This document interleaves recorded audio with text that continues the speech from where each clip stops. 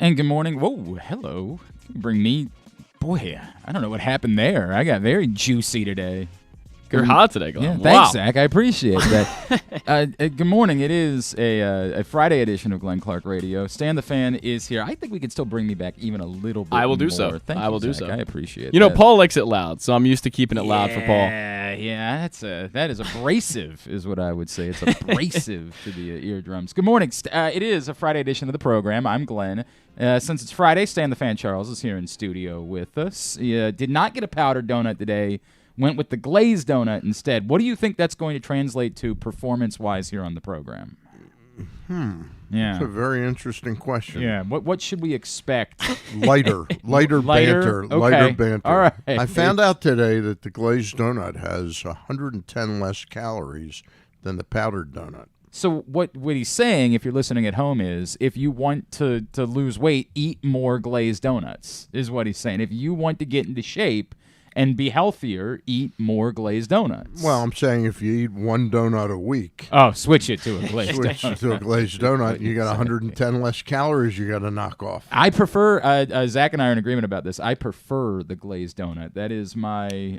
It's better. It's just a better donut. Look, I have not had donuts in a very long time, but when I was a donut connoisseur, I would say the glazed donut was, if I power rank them, I would go Boston cream, glazed donut, then powdered donut. Boston cream's not really a donut. It doesn't have a hole. Oh, okay. So you're saying that doesn't count then? You're saying No, anything with a filling that's is like not... that's like a Danish type of No, thing. I So what do you it's a donut. It's a donut. No, I think it counts no, donut has to have a hole in it, man. We have to get to the bottom of this. So do you not count, what do they call those twisty things? Crawlers? No, crawlers. Crawlers? Crawlers are crawler. So you don't count that as a donut? No, Right. A donut specifically. I guarantee you, if you look up in the dictionary what? what a donut is, We're not doing anything it's more important It's a than that. pastry with a hole in the middle of it. We're gonna. Well, find if out you have what one of the those crawlers, it generally has the same flavor, filling, or topping that a donut has. It's a donut. But it's not a donut. All right. So who do you count as being the definitive Do you want? I do you will want count Web's- anything you looked up. I right, count any all right. online. So this 'cause- is 'cause Merriam- You don't have a lot of skin in the game. I don't. That's not my concern. Merriam-Webster is who I've gone to. I believe that they. Is there an or in there? There's 3 different variants All of right, the word go ahead. donut. Oh, all right? wow. First variant. A small, usually ring-shaped piece of sweet fried dough. Okay. Number 2, these are just something such as a mathematical torus that has a round shape like a donut. So the first one is the only one that really matters right. to our And controlled. it says circular, It says a ring-shaped piece of sweet fried dough. but it doesn't make mention of It the does hole. not mention the hole in Okay. the process. All right. So I I'm not. stand corrected. Oh boy, this is a big moment. Yeah, He I stand stands corrected. Well, look at that. I think you're already firing today. I think the glazed donut. But it is the glazed actually- donut is the whole reason I stopped with glazed donuts is the stickiness factor. Yeah, it's a bit much. After, like, I got like these 2 fingers. Like if I Yeah, I get it. I get it. now it's better. But don't you get powder all over your fingers when you have the powder? I get powder all over my clothes. Oh, that's no Yeah. big deal. Stan, here's a very, I don't mind looking like a slob. very important question for you. What's Yes. in your coffee? What do you put in your coffee? I get decaf coffee. Oh, small decaf. coffee with skim milk, Okay. which you have to when you're eating. That's a great point, A right? powdered donut, 300. Yeah, it I balances probably it won't out, need basically. the skim milk anymore. Right, now that you're going to the glazed donut, you can go whole milk. It's a great point. I break down and I have like about 9/10 of a sweet and low pack. 9/10. Why not the full sweet and low It's pack? a little too sweet. Okay. A little too sweet. I really kind of love the fact that you judged out exactly what the layer is for the sweet and low pack. I'm glad we handled that. That was important. Also in studio with us this morning, Zack Goodman is in for Griffin, and I'm glad you're clapping, Stan, because Zack Goodman graduated from college yesterday. I did So graduate we're from college. Very proud of him. Zach, I'm now unemployed. I didn't give you suckling a gift. off the teeth. I didn't give you a gift. Let me see if I have $1. Congratulations. Zach, Thank you. So I now appreciate your degree that. will read Towson. It will University. read Towson. Yes, Bachelor of Science from Towson University. well done. Not young St. man. Leo's. No, University. not That's where Jared Beck went. Right, but no, not for How was that for a Look at you. Yeah. Stan wanted me to get into what's coming up on the program today, is what he was trying to do. Stan was guiding me in a direction. No, Zach, of course, here on the Bat Around every Saturday morning. And congratulations, pal. Well Thank you, done. guys. Appreciate So that. the actual graduation was yesterday? It was actually yesterday. And yes. they handed you a diploma. They did not hand me. They handed me a fake diploma, and they said, "We'll mail it to you in June." So Is that normal? Is that that is normal. That seems to be what they're doing now. I don't But know when that started. That's so interesting. here's the weird thing about it. They haven't even. I have 2 professors who haven't uploaded a final grade for my class yet, and the final. So they're not even sure that they're you're not even sure. So They just let you go. I'm not through the officially whole- unemployed yet, and I might have to walk again in a year if Wow. if a Yeah, if professor some- decides to fail me. But that's not going to happen. That's not You're gonna good. happen. I think you're good. So what's the game plan? The game plan is For life. Your whole Right. life. Wait- Plot it out. Next wait 7 into years. the Major League Baseball hiring cycle in September and October. Hopefully, use my connections and grab a job. But that's the hope. It's Who's going to need a GM next year? Who's going to need? Yeah. I'd like to enter. Do you know Mike Elias at all? Have you met him? Michael Elias and I have talked a bit. Yeah. I wouldn't say we know each other, but we've emailed quite a bit. In fact, Zach's responsible for Yanier Cano. That's the dirty little Really? secret. Yeah. Wow. He Oh, gave him- obviously, he gave yeah. him the tip last summer. He said, "There's a guy." Obviously, No, yeah. I got he told Mike Elias to sign Robinson Cano. Oh, Oh, yeah. Well, I it's a think little he's still got something left. bit. You don't have to pay his Well, salary. Yeah. Robinson Cano can still play defense. Mike, There's that, but actually the Orioles are doing fine at second base right now. They are doing quite good. They're Quite doing It's quite hard to well. believe, though, that Robinson Cano is not a better player today than what's his name from last year? Rougned Odor. Rougned Odor. Rougned Odor is suddenly the Padres' best player. I know. He had a It's- big game the in other a night. massive game. well, Machado's hurt right now. Is that correct? Yes, Machado okay. is hurt 100%. Well, even if Machado was playing, Rougned Odor, we know it's still better. And for right now, and then next week they're going to be frustrated. It's the Rougned Odor experience. Yeah. You're getting Yeah, a little of bit of taste of all of it. As Stan mentioned, coming up on the program today, we have 2 minor league trips to make, just the way that it worked out today. We do these bi-weekly, and one will go to Aberdeen. Maxwell Costes, who's one of my favorite players, just a really good guy, a Gilman alum, Maryland alum, was on the team that made the run last year. He was an undrafted Free agent. Got off to a heck of a start this season at Delmarva, and so they went ahead and gave him the bump to Aberdeen, where it's been a little bit slower since he's gotten there, but that's the Got way. 3 home runs. Yes, correct. I mean, His OPS is still pretty for decent. an undrafted free agent, Yeah. his on-base percentage is like he's hitting something like 479, it's I think, nuts yeah. what his on-base percentage is. He's doing the Gunnar Henderson bit, Mm-hmm. except it's a little bit even more extreme than that. But Max Costes is a great kid. We're looking forward to having him on the show today. Also, we're going to go to Delmarva. Jared Beck, who I had him on when the Orioles drafted him because I thought his story was so interesting. 7-footer, looking to become the first ever 7-footer to reach major leagues. Off to a bit of a slow start. We'll see how that goes for him. Also, Jared Beck's story includes a stint with the Savannah Bananas. Wow. When I he did was not in know that. college. Yes, he was working with the Savannah Bananas. So Jared Beck's a really neat story. We'll look forward to catching up with him a little bit later on. And we'll dive into the NBA playoffs. Of course, a local connection to the NBA playoffs is that former Loyola standout Michael Malone is the head coach of the Denver Nuggets and is in the NBA Finals for the first time. We're going to head out to Denver. Scott Hastings, Nuggets color analyst and former center, is going to check in with us. And their chances to win a championship for the first time, obviously, because they've never played for one, may suddenly be becoming more difficult. Yeah, A degree of difficulty. I tend to agree with you that they would like the matchup against the Heat more than the matchup against the Celtics. Although the Celtics Especially a Celtic team that would be coming Running and off having of a 4-game win historic streak. Yeah. 4-game win streak. I would still like, in just the matchup, I would Right. still like the Nuggets in those two teams, but with the addition of the emotional boost and did that fix everything? Yeah. We'll see. They still have to go down in Miami and win another game Yep. in order to make that real, so we Yep. will see how that plays out. All right, speaking of seeing how things play, actually, before we do that, let me tell everybody that today's show is brought to you by A.J. Michaels, expert and award-winning A.J. How could Michaels. you forget I that, know, Glenn? right? They're the Jeez best. Heating, Louise. AC, plumbing, and home performance will improve your home's energy efficiency and comfort levels. AC season is coming up fast. Actually, I would say it's here. New rebates and discounts are available. More at ajmichaels.com. They just keep doing it. They just keep doing it. It's unbelievable how, when we were If we had been sitting together, the three of us, in the 5th inning on Wednesday night, I think we probably would have said this could end up being a sweep, a real rough patch. Yes. What happened last night appears to be having a bit of a hangover effect. Right. And this is how baseball works sometimes. Sometimes you just fall into it. It's not the end of the world. It doesn't mean it's a bad team, but this could just end up being a difficult series, maybe even a difficult week out of it. And all of a sudden, everything changes in the blink of an eye, and the Orioles win another series on the road against an AL East rival. They go 5-1 on a trip to Toronto and New York, which is just absolutely it's so difficult because we're having so much fun with it to put into context how this doesn't happen in baseball. You don't go on the road and play two good teams and win 5 of 6 games. That is not normal. It is wild. Anything that you could expect or prepare for or plan for does not include the calculus of assuming that you're going to go on the road and win 5 out of 6 games against two good teams. It is absurd.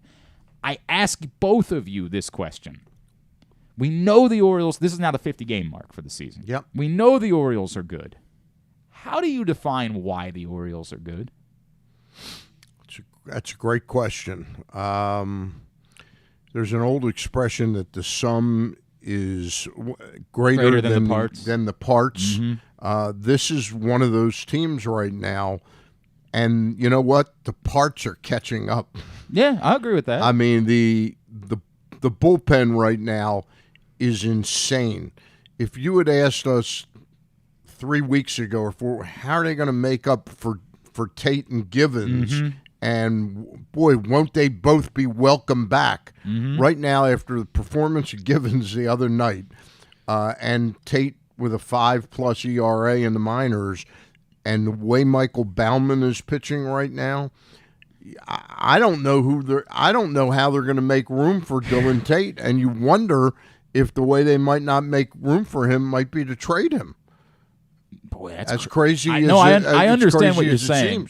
He's got a value. All of a sudden, you may trade him to the Dodgers or I don't know how you're going to make room for him. I think your point, because I had finally come around and accepted, as much as I didn't want it to be the case, that the answer was going to be Baumann. Yeah, right. Like I had come around. He's got the option. They don't want to give up on Voth. They don't want to give up on Perez. Although I think that if you put before I would trade away Tate, I would say you're going to have to live with giving up Perez. You're going to have to live with that before I would do the Tate thing. And I get it. They don't want to do that. And a left-hander with his stuff is tough to I get it. I do, because your point is well taken, which is somebody would take a chance on him. Yeah. You're going to lose him. And maybe the argument is that's why you do Voth instead. Right. Because there's a lesser chance of someone grabbing Voth and taking him, and there's more of a chance of you being able to sneak him back to AAA and keep him in the system. But it's a non. Does he have rights that would preclude our automatically, outwriting him to the minor leagues? Both, you mean? Both. Yeah. I wouldn't think so. Okay. I wouldn't think so. But I will say, I think the Orioles would want to reestablish value for Dylan Tate and say, okay, what he did in that minor league stint for, the 30 days or whatever it was, isn't really Dylan Tate. And what he is more of the guy he was last year. Let him go for the Orioles for a month or two and then say, okay, it's July, the end of July, we're going to trade him now. That's maybe more of the path that I would take. That's well thought out. I would be inclined to agree about that. But I'm saying let's get back to it. Right. Who do you give up? Sure. And I guess the answer would be Voth. At this point in time. Well, do you? And again, that comes back to the question of: do you trust that Baumann can give you if you need 3 innings? Do you trust that Baumann's going to give you the 3 innings? Is Tate automatically? We assume this. Is he out of options? I wouldn't think so. That's a great question. Yeah, right? so I wouldn't think so. That's what they're. Oh, he's not out of options. Yeah. Okay. So they don't have to trade him. They would. He probably has possibly reestablish his value. Yes. In the minor leagues. So Tate has 2 options left. Wow. So, okay. To your point, you don't have to be in a rush here. Yeah. Right. You don't. They are certainly no longer in a rush for anything right now. Look, what Baumann did. He's been good this season, unquestionably. He's stepped it up. The other night, Luke and I were talking. We text a lot during games, and I'm sure Paul and you text a lot during games. That It's walk weird. Nobody ever texts me. It's weird. Well, we know you have Thanks kids. Oh, thank you. That's None what of it us is. That have must be kids, what it is. you know. You guys would love to hang out with me, right? Yeah. Oh, God, well, we love to hang out with you. That walk that he gave up, in which game was that? That 2-out walk that he gave up, and Lucan, and I think then they hit a 2-run homer. Is that possible? I'm trying to go back. I don't remember either. I remember there being a night where I said, "All right, he's pitched as well." We had said, and again, we're splitting hairs. It was who could we send down when I hadn't thought out about the Tate thing, because that's the solution to that problem is you try and get him right, and then you have the option of saying, "Hey, he's right, and now somebody else is faded." Exactly. Or you then have reestablished value. And you never know. He could be a guy at the trade deadline that a team says, okay, this is a lot of value. We have an extra fourth starter, and we can put him in the Orioles rotation. It was Saturday in Toronto, by the way. Saturday in Toronto, Okay. he gave up the walk and then gave up the home run. So Right. he gave up And the 2 runs. Luke and I were saying, Yeah, Brandon, he's lost his way with Brandon, and Brandon put him back in out of necessity probably the other night, and he gave a huge inning, shutdown inning. It wasn't just that it was a shutdown inning. It's that the pitches he was throwing were some of the best pitches I've ever. Yeah, and he's at 98. Correct. 98 miles an hour, which I hadn't seen from Bauman. Look, it's funny how life works out. This is a guy that in the Duquette regime was considered the number one pitching prospect they had, and it didn't quite. He just injuries and things. He just wasn't quite ready, and now I think half by accident they said, let's try this guy as a relief pitcher. Yeah. Well, that's what he told us essentially was, look, they came to me, they said and That's right, we had him on. And he was totally on board with it. And again, he looked brilliant. I mean, brilliant the other night. Not good. He looked like a dynamite arm that you can't give up. And then he came back last night and was looked good again. I agree. But I think at the end of the day, Stan's right that wait a minute. What am I right about? Isolate that, please. I'm right so often. The depth that the Orioles have this year compared to the past 3 years, and obviously they weren't trying for the majority of those years, is quite different. It's a quality of depth where you have a guy like Taron Vavra, or you have a guy even like James McCann, who isn't I wouldn't call James McCann a quality baseball player, but he's a quality backup catcher. These guys that can come off the bench at any time and can get hits for you, or can get that clutch hit for you, and even make a start where they're going to get a 2-hit game or something along those lines. And the bullpen depth is... I'll put Ryan O'Hearn on that list. Ryan O'Hearn had a big 3-run homer the other day. And they're all accepting their role. Yes. Nobody is bitching or complaining or attituding, To your point, every time we've talked to somebody this season in the system, I've gotten the same kind of answer. We just want to be a part of it. Yeah. This thing is so much fun right now that we'll do. And I think Bauman was the first one to, when you said, well, would you like to go back to starting at some point? And you could kind of hear it in his voice because he semi-laughed. He was like, I'm contributing to a good baseball team right now. I'm having fun.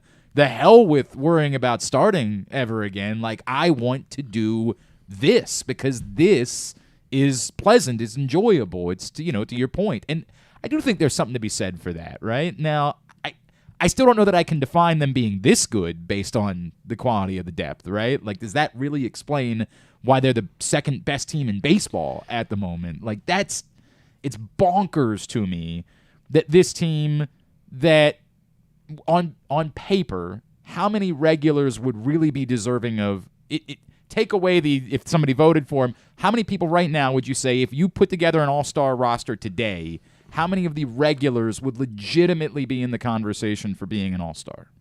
2? Mullins Rutschman and Mullins, right? I think Cano has to be considered. Cano. I meant when I mean regulars, position player. Okay, got it. The voting players, right? I think that's it. Yeah, the two of them. And yet they're the second best team in baseball. Yeah. That's the player that's sort of unsung hero in all this is probably Adam Frazier. It is Adam Frazier. Yet his numbers aren't like is he hitting 240. But at the end of 250? he's hitting, I think, 255 as of Right. last night. Sounds about right. But all of a sudden, But I mean, Frazier- he had 3 home runs last year, and he's got how many this year? 6. 6. Frazier is one of the hardest guys in the league to strike out, and I think Yeah. that's a huge piece That's of what context when it Elias comes to and the Frazier. team liked about him. Right, and you look at the 2021 was excellent. He was an all-star. He was worth 4+ WAR. I mean, he was excellent. That was the year that they traded him to San Diego. Exactly, Right. and then he kind of fell off a cliff in San Diego, like Josh Bell did last year after getting traded from the Nationals. Right, Seems to be right. and Juan Soto as well. Might be Seems to Petco be Park. Might Soto, be somebody Petco was diving into Soto's numbers for this season and showing me why Soto's. God, he's been very good lately. He's up to Yeah. like 260. His OBP is like 409. He's been really Yeah. good lately. I'm trying to remember what I did. There was a tweet going around yesterday that it really was eye catching to me about sort of the demise of Juan Soto and why maybe it's been a bit over-reported. Yeah. The reports of my demise have been Demise a are bit, a bit early. yes, correct. Yeah, so currently he's leading the major leagues in walks. He's batting 262, 423 on base, and then an OPS of 917. So he's been pretty excellent so far this I'd season. still take that. Right? Yeah. Any day. I'd still Almost sign up almost a for- 2-WAR for player. that on my team. I keep coming back to it's difficult for me to define. So when somebody says, "Well, is it sustainable?" I don't really know how we've gotten here. It's interesting because we somehow stumbled into talking about the Padres. The Padres right now, I would say, are the exact opposite of what the Orioles have. Well, the sum is lesser than what the they're- parts. yeah, Right. is what they're missing somehow. Yeah. Is this sustainable is the next question. And obviously it's a complicated question because you assume that there are still pieces that either via the trade or guys that could still be called up to be a part of this will end up being factoring into this equation. But on paper, is this sustainable? Considering I don't know how we've really gotten here to begin with, how can I say that it isn't, right? Yeah. You certainly wouldn't define it as unsustainable. Correct. Yeah. I think that most of us would agree that Gunnar Henderson's back on the right trajectory and that there is reason to believe that you can continue to get a better That may version. be the Right. most important development over the past 2 weeks is that Gunnar Henderson. Yes. And Luke reminded me, because I haven't been writing that much, I've been like so gobsmacked with what's going on. I haven't been able to like really sit down and do 5 things. It's just strange. My mind hasn't worked that way. But he reminded me that the thing I wrote in spring training when I got back was I predicted. He said, you were really prescient on that, saying we're going to have to stick with Gunnar Henderson, that it's not going to be just a trajectory like that. Yeah, to the moon, But right. boy, that was maybe the biggest hit of his season. His a home run off of Garrett Cole, and then coming in that situation and being ready and hitting that double, lacing that double that put us ahead in that game. That may have changed his season, those 2 hits. I think there's also reason to believe that the Orioles are better because of the fact that right now Adley Rutschman is very cold. He's That's hitting true, too. 230 over his last 30 No games. question. Yep. And this is a guy this is a guy who last year. Extend him? Jim Bowden said yesterday $300 million, by the way. Wow. We Well, had that's probably about right. We had Bowden on this show. Probably about and right. He said $300 million. I said, okay, I don't think that's happening here. But my point is that Rutschman last year contributed to so many of those wins, and I think you can say that the 2022 Orioles were good because of Adley Rutschman in many ways. Sure. And this year, I think it's good because of a lot of different reasons. And Rutschman, over the last 30 games, hasn't really necessarily offensively been one of them. He's always defensively exceptional.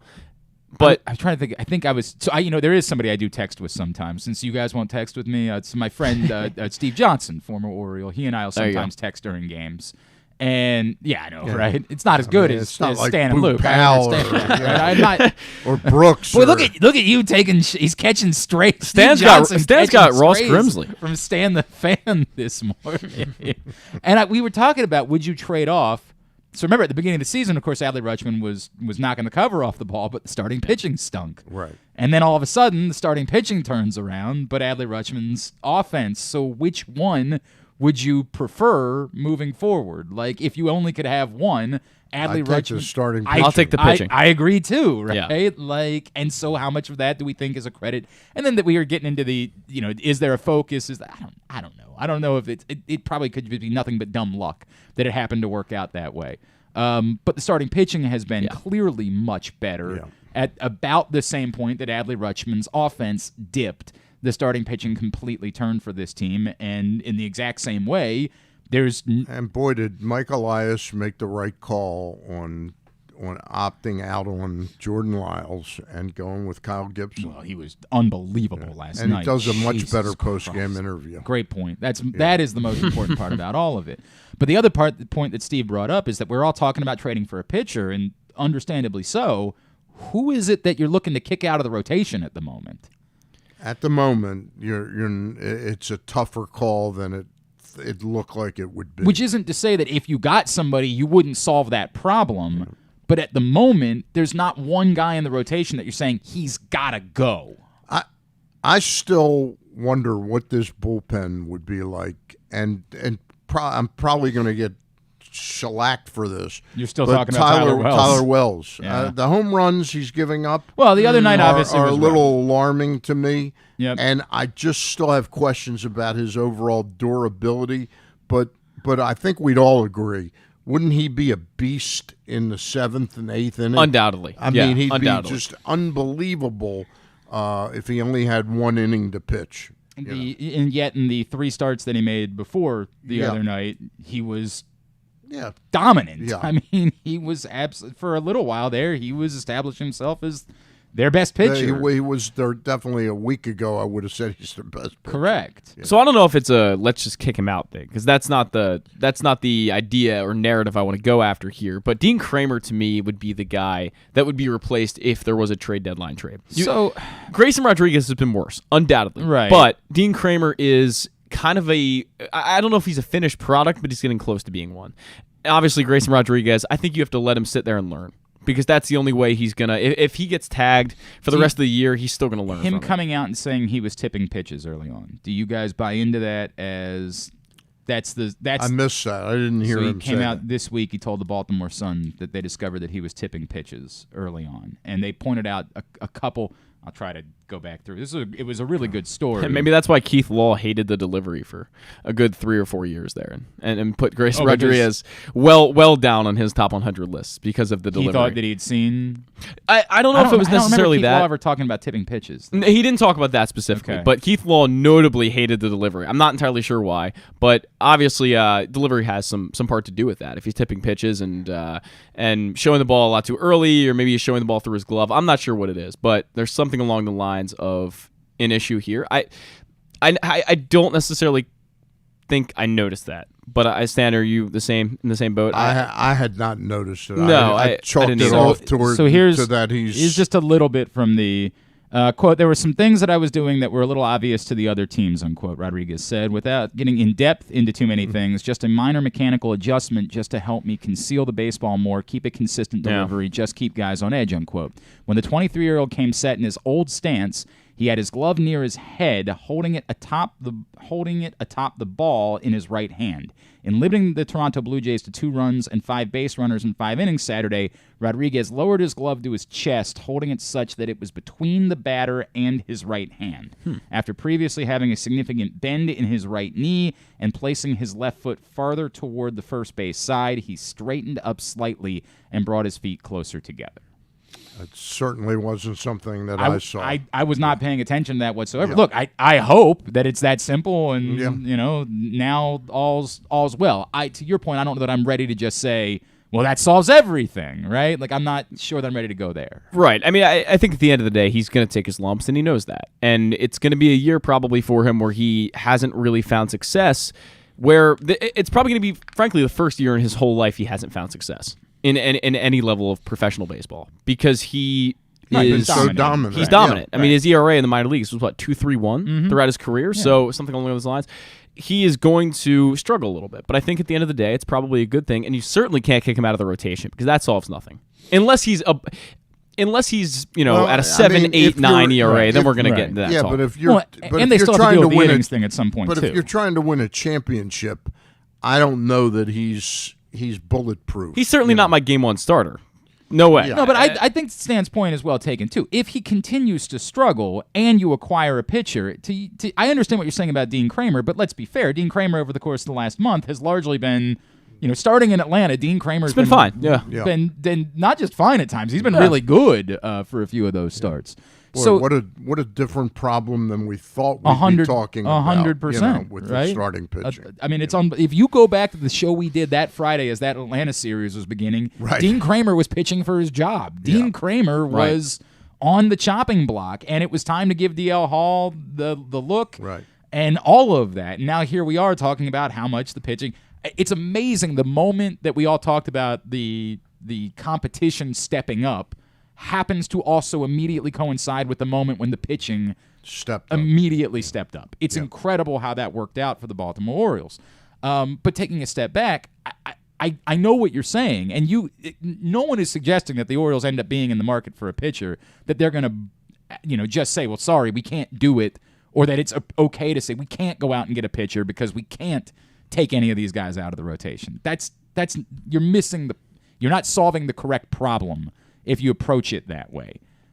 But at the same time, and it's sort of the column that I wrote this week for PressBox was, this stuff is real now. Like, this is real. Some of these things that we've kind of treated as like, hey, they're down. This has all been hypothetical up until this season started. Yeah. And the way that it's gone, the fact that you've gone and done the things that you've done to this point now kind of puts this into hyper-focus. You can't keep pushing these things off now. I am listening to people now talk about the idea of you could take on a rental. And I would have told you 3 weeks ago, there's absolutely no effing chance that you can take on the rental as the Baltimore Orioles. I don't care if it's Shohei Ohtani, you can't take on a rental. You can't give up anything putting all of your eggs in the basket of this year. Now, I'm still not suggesting that's a smart thing for the Orioles to do, but if they continue playing like this, it's not bonkers to say sometimes your best chance to win is not the year. Did anybody think that the Cubs window was going to close the year that they won the World Series? No. We thought that was the start of their window. We thought they got there maybe a year earlier than we expected it to be. Right, As and it that turns, they had a 5-year, 6-year run in them. And as it turns out, that was their only done. chance. Yeah. That was their only chance to win a World Series. Yeah. With that key group of talent. Yeah. I'm not suggesting that's what I think is going to happen with the Orioles. For God's sakes, Jackson Holiday isn't even here yet. Won't be a part of it this season. I don't think it's likely that this is going to be the only year for the Orioles. But is it possible that 5 years from now we'll look back and say, well, in hindsight, that was their best chance? It's possible. I don't think that's the case. By the way, we overlooked one player, and it was interesting. He was only back up for 2 or 3 days, but Cole Irvin also echoed that comment. In other words, I had a feeling he would come back up and have a bit of a chip on his shoulder about, boy, I wish I hadn't been traded for to the Baltimore Orioles. It was just the exact opposite. Are you certain that it's not a better time to be in Norfolk than it is to be in Oakland? Yeah, that's a good point. But all kidding aside, he was of that, boy, I'm liking being a part of this again. Yeah. It's electric. Why, everybody who wouldn't want to be a part of something that is this pleasant? And it's not just the winning, it's that there is a atmosphere around the club, and to be able to go out and spend $500 on the Baltimore Connect jersey. That's right. Beautiful. That's the great thing. Matt Torper thinks we should be giving more credit to Austin Hayes as a potential All-Star. He is leading the Orioles in average. Correct. And I think he's top 5 in the American League. And playing a very solid outfield. And he's come through with some big hits, obviously, last night. He's playing a good outfield. I wouldn't say it's prior Austin Hayes, though. I think Austin Hayes 2018, 2019, when he was first breaking in, was a more athletic center fielder, and now he's definitely one of those more muscled out corner guys at this point. But he's been fine, and his metrics on StatCast and Baseball Savant don't necessarily give him a ton of credit. But he's been okay. He passes the eye test, I would say. He's got a terrific arm. He does, absolutely. Right. Yes. I certainly don't think he's hurting you by any stretch of the imagination. No. To say he's not a plus defender, I understand. No. I understand what you mean by that. I think that among these questions that become real as I talk about this sort of hyper focus is, how are you solving the Colton Cowser thing? What are you doing? Because he is reaching graduation time. He's reaching the point of he's played more games than Adley Rutschman did. He's been there. He's There's no reason. They're waiting to put his diploma in the mail. Correct. Apparently, they're going to give him a fake call-up. They're going to bring him in one day and doubleheader. Here's the big call-up day. 27th man. Right, and come up and not actually play in the game, something like that. You're absolutely right about Cowser, and by many metrics and numbers, he's outperformed both Gunnar Henderson and Adley Rutschman in the minor leagues. So what are you doing? So what's the solution with Colton Cowser? Which, again, it's easy for us to say not a problem today. It's not a problem you have to solve. Not today necessarily, but... Do you know who I understand has been playing some first base at Bowie? First base at Bowie. Heston Kjerstad. Yeah. I think the heat is on my boy, Ryan Mountcastle. Yeah. I think that... He could be knocking on his door. Yeah. I'm just telling you, the numbers look good. You know, the 10 homers and 36 runs batted in, and it all looks good. Leaves a lot of men in scoring position. And I think that what I said this, it's funny because on Monday, Griffin and I were having a conversation where I said, I don't know that on a championship caliber team, you can have both Santander and Mountcastle in the middle of your order. Well, I think Santander is the answer you're looking for Cowser. I think that's the answer. So, but doing what? Trading him, or you're not going to get a ton. That's where I'm struggling with what the answer for this is. Because to the point, we saw him playing first base, and absolutely, you could do a little bit more of that and a little bit more of Mountcastle DHing. Then somebody starts asking, then are you really forcing the hand of Jorge Mateo with all of these moves? Is what you're really ultimately going to do the weak link is Mateo? He's the guy that can't play every day when Arias comes back. Is that really the answer? That if you move his defense is awfully good. I haven't seen enough of Ortiz defensively, but he's pretty excellent. He's pretty brilliant. He's so good, and you could see that quick the turn of the double play the other day. Like it's so easy for him when he's out there that boy, it's really appealing. The idea. I get that you have enough spots that you can use everybody, and ultimately what we might really be saying is at some point Ryan O'Hearn's the one that goes. When Cowser gets here, it's at the expense of Ryan O'Hearn, and then you're using everybody 5 days a week. You're finding ways to get everyone in. Correct. Sure. Right. And Terran Vavra may also see his spot be lost at some point. And look, I think we can all live with those being the answers. Yes. I think your point is well taken for the end of this year. Yeah. That once you're starting to look at Kjerstad as being part of the equation, and not to say Kjerstad couldn't end up getting here. He could get a look this year. Before the year is over. But my point is, if Ryan Mountcastle were our 6th or 7th hitter, you wouldn't hear me talking about Ryan Mountcastle. But time and time again, he comes up and strikes out. Well, the 10th inning on Tuesday night was a problem. Like it came very much into picture what I'm talking. When those the two guys coming up, and Santander has a better knack for getting hits in those situations. So I don't want to crucify Santander too much for striking out there. But when those guys came up with a runner on second base and nobody out, and it was back-to-back strikeouts, and all of a sudden you wasted your opportunity, and given the way that extra innings work, you essentially handed a win to the Yankees in the process. It was a reminder of why I just don't think this works as the middle of your order. I don't think that a championship team has it can't be. Yep. It can't be. I agree. I mean, right now he's basically, according to OPS Plus, a league average hitter. He's at 102. It's 2% better than your average major league hitter. And the fact is that he has an OBP of 273. Yeah. That's not a 3 or 4 hitter. Yeah. That's an 8 or 9 hitter at best. And most guys who have 273 OBP are in AAA. But they need the pop, and that's the tricky part at the moment is they need, and it's why as much as we always talk about the fact that they need pitching if they're going to do something at the deadline. Stan and I have definitely had the conversation about they could really use one more big bopping bat. They could. Really and could. That big bopping bat could possibly be in the organization already, and I think could be changed. You also can change the structure of your lineup. Cedric Mullins does not have to be your leadoff hitter, and then suddenly he's batting third, let's say, or Rutschman is third. You still get Rutschman up every first inning. Is this a world where Gunnar Henderson at some point becomes your leadoff hitter? No, I'd say Adam Frazier would be my leadoff hitter. Okay. I like that a lot. Okay. Yeah. And then suddenly you've got Mullins. Let's just say for the sake of argument, you kept Rutschman second, Mullins third, Santander, Henderson, Hayes, Mountcastle. That to me is potentially a much more attractive lineup, a tougher lineup for a pitcher to get through. Okay.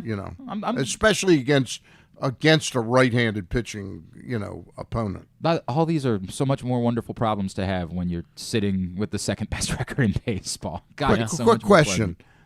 Look at the face during the games of Brandon Hyde now versus, say, 2 years ago. During the game when the TV camera, he is so much more uptight and intense than he was 2 years ago. Well, nothing mattered 2 years ago. Exactly. It was irrelevant. I mean, for Brandon Hyde, he's probably just looking to go home. In those games, he's like, Right. look, He was thinking of his answers in the post-game show. Yeah, I mean, when you're in August and September and you're, near 100 games lost, and you're not really going to enjoy those games. I mean, even the biggest of baseball fans are not going to enjoy watching 100 lost baseball. It just.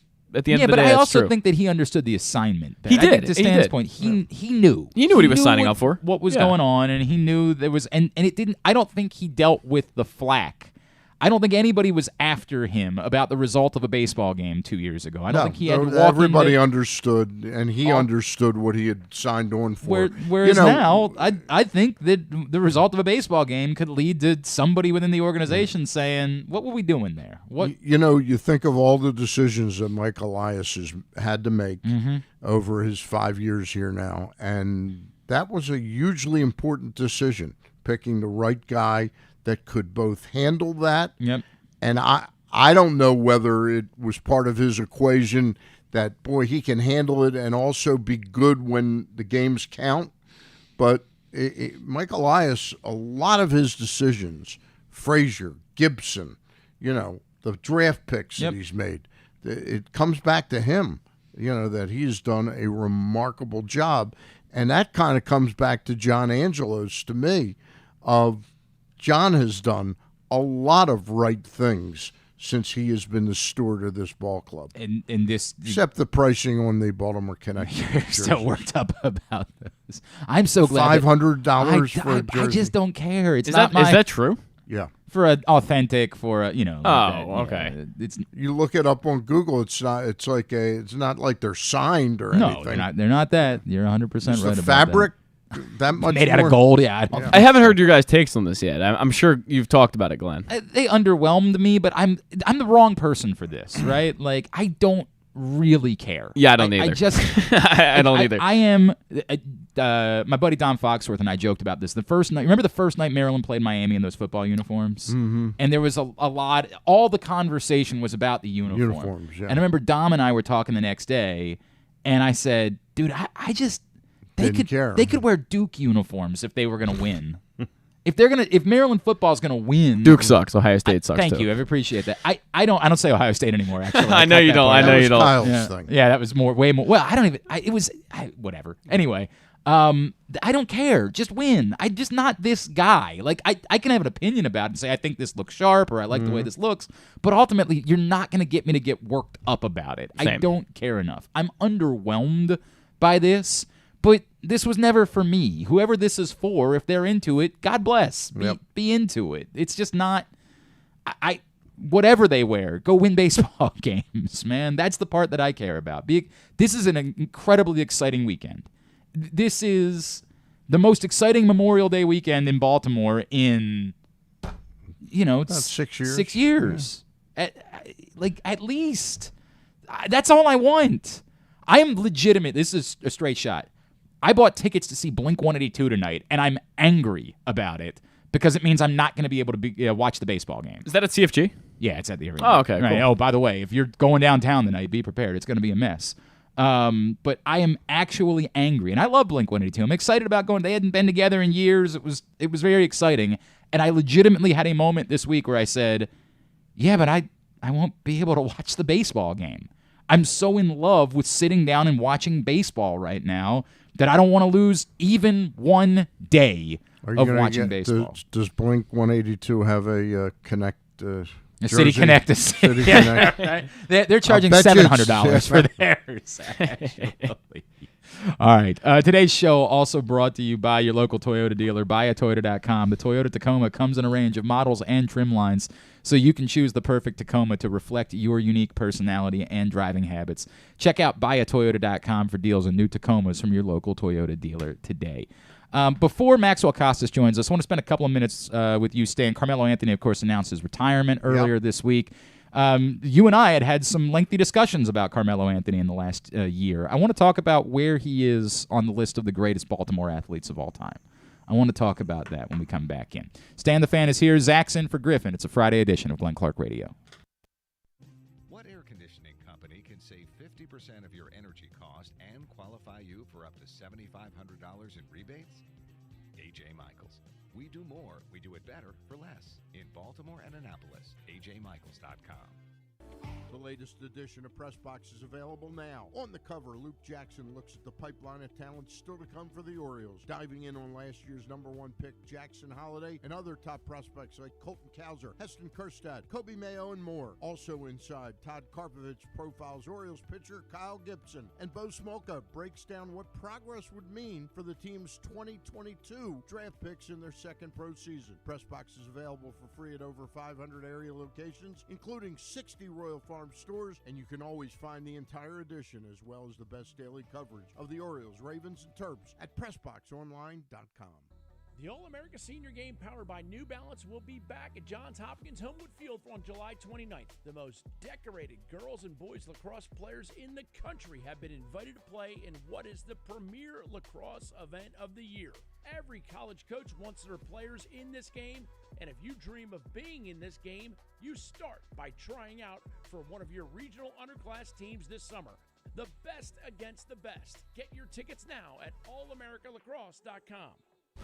Costes Inn has been serving up delicious steamed crabs for over 50 years. Lately, the crabs you want to eat when the weather warms up have gotten harder and harder to get. So get your crab-eating game plan in place. Make sure to stick this number on your fridge, 410-477-1975. Call ahead and reserve the size crabs you want. You may be able to walk in, but you may also be disappointed at the size or maybe even get shut out altogether. So call ahead, have a plan, and then arrive on your crab-eating vacation. Costes also has delicious crab soup and crab cakes. The Costes Inn at 4100 North Point Boulevard. For more than 50 years, they've been satisfying crab lovers in and around Baltimore. Make the most out of every day in your Toyota RAV4. Available in hybrid or gas-only models. A RAV4 can get you where you want to go in style. Check out buyatoyota.com for deals on new RAV4s from your local Toyota dealer today. Check out PressBoxOnline.com every day to find daily winners and betting advice from Jeremy Kahn. And if you want some advice about life decisions that you probably shouldn't make, here's Glenn Clark. Back in here on GCR, Stan the Fan Charles is here on a Friday edition of the program. PressBoxOnline.com/offers has great sign-up bonuses, incentives available for you. Like right now, you can get $150 in bonus bets from DraftKings after placing your first $5 bet. See this and other great sportsbook offers at PressBoxOnline.com/offers. Stan, I don't remember exactly when it was that you approached me and said, you realize that Carmelo Anthony just moved into the top 10 all-time of NBA scorers? Like, I feel like we should be doing something more significant to recognize that with PressBox. Well, it was, if I recall correctly, we were struggling a little bit because, frankly, I didn't think Rutschman going into September, October last year was worthy of being I think we both kind of had the feeling of sports person of not of the year. Yet, right? Yeah. And we ended up picking Adlai Rutschman, and all things considered, was a good choice. But it felt like the award should go to somebody with bigger credentials, and I threw it out, and we internally, you, me, and Jen and Luke, kind of batted it around that there needed to be something done about Carmelo Anthony when he retired. And now he's retired. He's announced his retirement officially. We were talking about it earlier in the week, and the question that I was dealing with in my head was, is Carmelo Anthony a top 5 all-time Baltimore athlete? And I'm separating pro athletes from Baltimore and saying athletes from Baltimore. And I'm willing to extend Baltimore. I've got a little leeway on Baltimore. Like, I will extend Sugar Ray Leonard. Not going to extend that far. I would extend Baltimore to Anne Arundel County, Baltimore County, Harford County. Keith Mills. Yes, 100%. Keith Top Mills 5. I don't know about that part, but Keith Mills would qualify. Carroll County, like I would do Baltimore and immediate area counties would be PG County. Now, I was born in Washington, D.C. Yeah, so you are out, my friend. Even though I came to Baltimore when I was 6 years old. Oh, now you're back in because that qualifies the same way that Carmelo Bread, Anthony. So as you'd Glenn would consider describe me it. as I would in the consider top- you on the list of the greatest Baltimore athletes of all time. and then Yes, in dismiss fact. me. Yeah, right. Immediately. Let's put his name into the conversation. And now moving on to the actual Stan, guys. the great Baltimore athletes of all time do not eat glazed donuts or powdered donuts every Friday. Boy, that's harsh. You know, Harsh. I don't know. It looks like Cal Ripken has eaten a few. No, you Oh, got it. You know what, Stan? That's a great point. That's an excellent Oh. point. I take it back. Billy hasn't, though. No, Billy actually looks Billy great. looks Yeah, why great. isn't Billy on this list? He has to qualify. He would be in the conversation. Actually, I mean, senior probably. I don't know if you consider him an athlete, but where was Senior born here? No, he wasn't No? born here. No, Okay. not at all. Yeah. So I started thinking about it. Is he a top 5 all This is time? Carmelo Is Carmelo Anthony. Anthony a top 5 all time? But then it was, is he top 3? How Right? about a Like Carmelo a Carmelo meter? Is that what you kilometer? want? By the way, Carmelometer. Cal Ripken Sr. was born in Aberdeen. Was he really? Was he? I did not Apparently, know that. according to I didn't- Wikipedia, so it's probably only No. 75%. I'll buy it. I just did not. I did not know It's that. fascinating, though, that he also managed at Aberdeen, North Dakota or South Dakota. I do remember that story. Yeah. But as an athlete, he didn't really accomplish all that. As an athlete himself, he's not really like. Again, his life is certainly incredible, but specifically as an athlete, did not have significant accomplishments. So I was struggling with this. Where would Carmelo Anthony find himself on the list of Well, I the mean, we all-time? start off with Cal and Babe Ruth and Michael Phelps. Those three I are think those. arguably I would probably argue that you're right. You can't have Carmelo Anthony crack into the top 3 Right. because I do think those 3 have. If you're including Cal Ripken, if we're including Harford County, then those 3 do separate I themselves. mean, it's pretty damn impressive of all the athletes that came from this area that you've got Michael Phelps, unparalleled Olympic history. unquestionable, right? Cal Ripken, the Iron Man, first ballot Hall of Famer, and of course Babe Ruth, The greatest considered baseball the greatest player that player ever lived, right. before Shohei Ohtani. That's fair. And then you put in the next guy could be, say, a Hasim Rahman because he won the heavyweight championship of the world for a cup of coffee. And after that, Carmelo Anthony, top 10, retiring.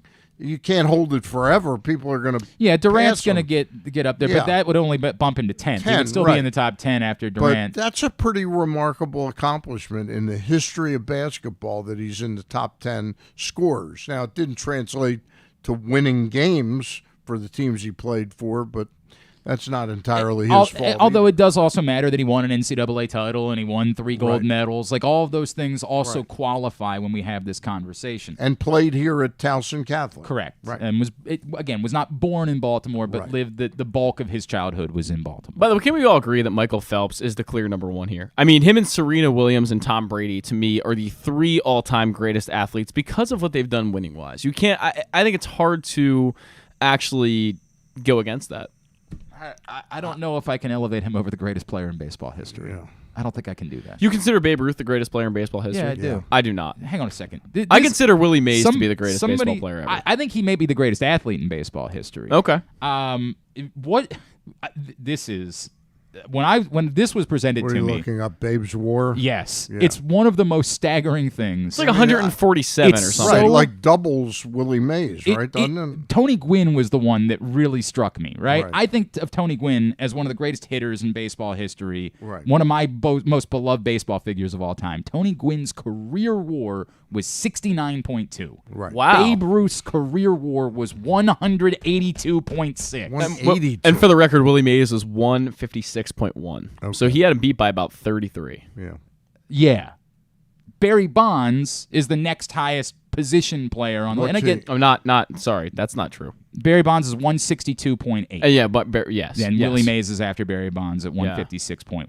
And I have Barry Bonds at number 2 on my list of I greatest. think as far as athletes are concerned, I understand exactly what you're saying about those guys. But Babe Ruth, unquestionably the greatest baseball player of all time. Stan's point is well taken, that what Shohei Ohtani is doing right now Yeah, but he's not there. Correct, not there, right? Not there Like, yet. can't go there. So I can't. The only other player in baseball history to me that would be in that discussion would be Ted Williams, and especially He's up if there. you take the four full where he was- seasons he was Yep. in the war, the Understood. Korean War and World War II. So, I understand what you're saying about Phelps. I'm still going to put Babe Ruth 1, Okay. Michael Phelps 2, Cal Ripken 3, and we can quarrel if you want to quarrel about the fact that But your point is Carmelo number 4? I think it becomes a debate between Al Kaline and Carmelo Anthony Yeah. at that point, right? Like, I think it's one of those two, and that's to take nothing I away. would throw Hasim Rahman into the conversation. I think that Heavyweight world. that accomplishment is about as significant as you can get. Yeah. But was It's brevity. his career really worthy of that? It's a good point. I think a boxing person would tell you that so far Gervante's career Right. more significant, or at least on the trajectory of greater significance than Hasim Rahman's. And I do think that at some point in 5 years we could We'll be revisit talking this about list, and it. Gervonta Davis will could probably be in it if he's still alive if he not stays in prison. correct, Yeah. if he is able to, control the chaos. Yeah. I think that it's Al Kaline or Carmelo Anthony. I think what I'm saying is I'm good with saying top. Pam Shriver deserves to be considered in this conversation.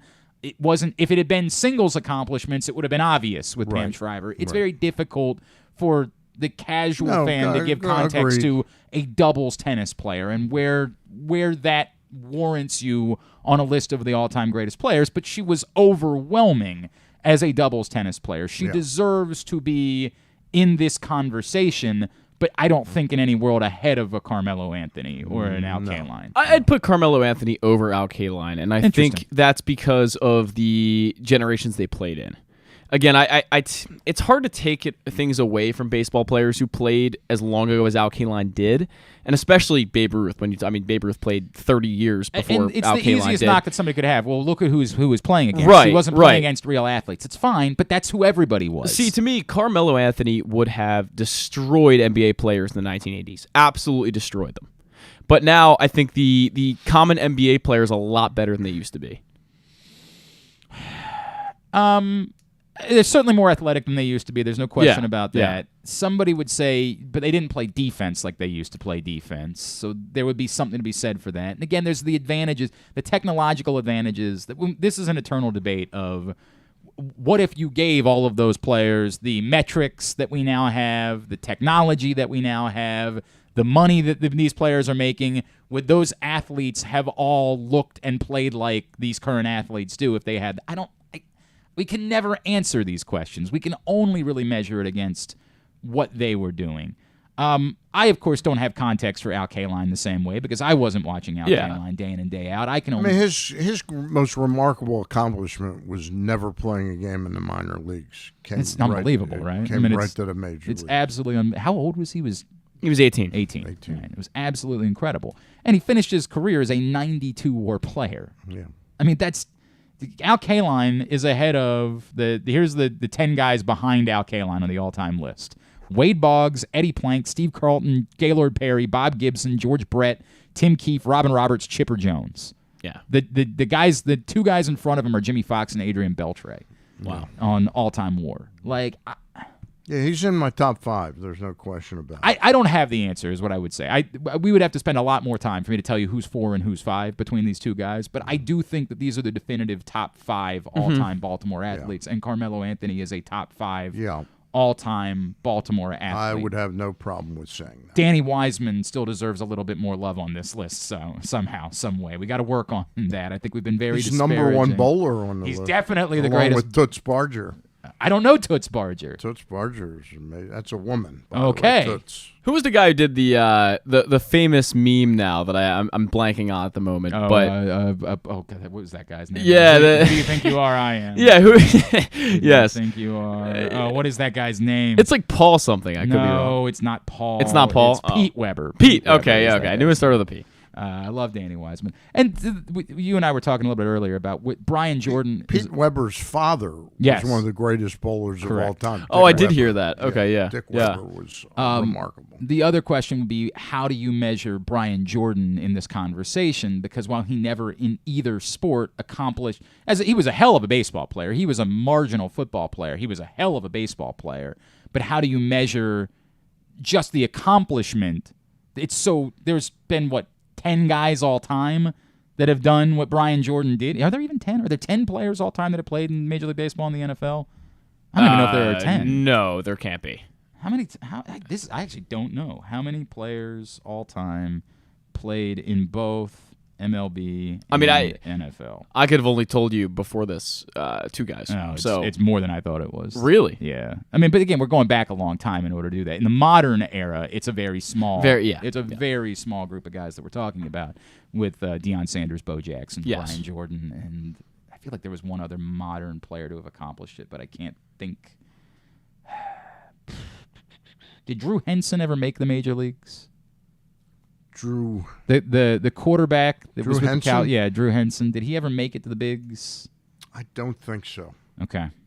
Drew Henson did make it to the major leagues for 8 games. Okay, so with the New York Yankees in 2002 and 2003. He accomplished that. So it's a very small. In the modern era, it's about apparently since 1970, only 7 players. Someone get Tim Tebow signed. I think that's over. Someone do it for Tim Tebow.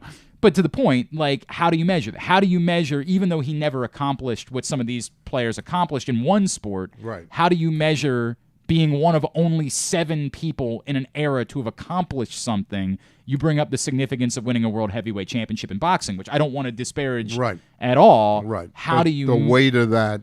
Yeah, I probably would have Brian Jordan ahead of Hasim Rahman. I think I would because too. of that. It's overwhelming. He's probably not in my top 5. No, although I agree. He was really significant in both sports. He was a really good baseball player. Yeah. He was a very good. I mean, God, I was so depressed when the Orioles brought him in and did the tour of Camden Yards. We mentioned Deion Sanders having played both. Deion Sanders, Bo Jackson, Brian Jordan, the 3 most significant players of the modern era to have played both sports, and then a group of guys that had a cup of coffee in both sports. But those 3 separated themselves as being the 3 most significant multi-sport athletes of the era.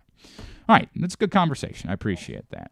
Hour number 1 of today's program is in the books. A reminder, we're about to head to Aberdeen, and you can head to Aberdeen if you wander over to PressBoxOnline.com/contests, because we are giving away 4 tickets to each of the local minor league baseball teams, plus an Easy Pass Maryland on-the-go transponder preloaded with $25, and a $50 gas card from Royal Farms. In order to help you get around, you must be 18 or older in order to enter. The sweepstakes ends June 14th.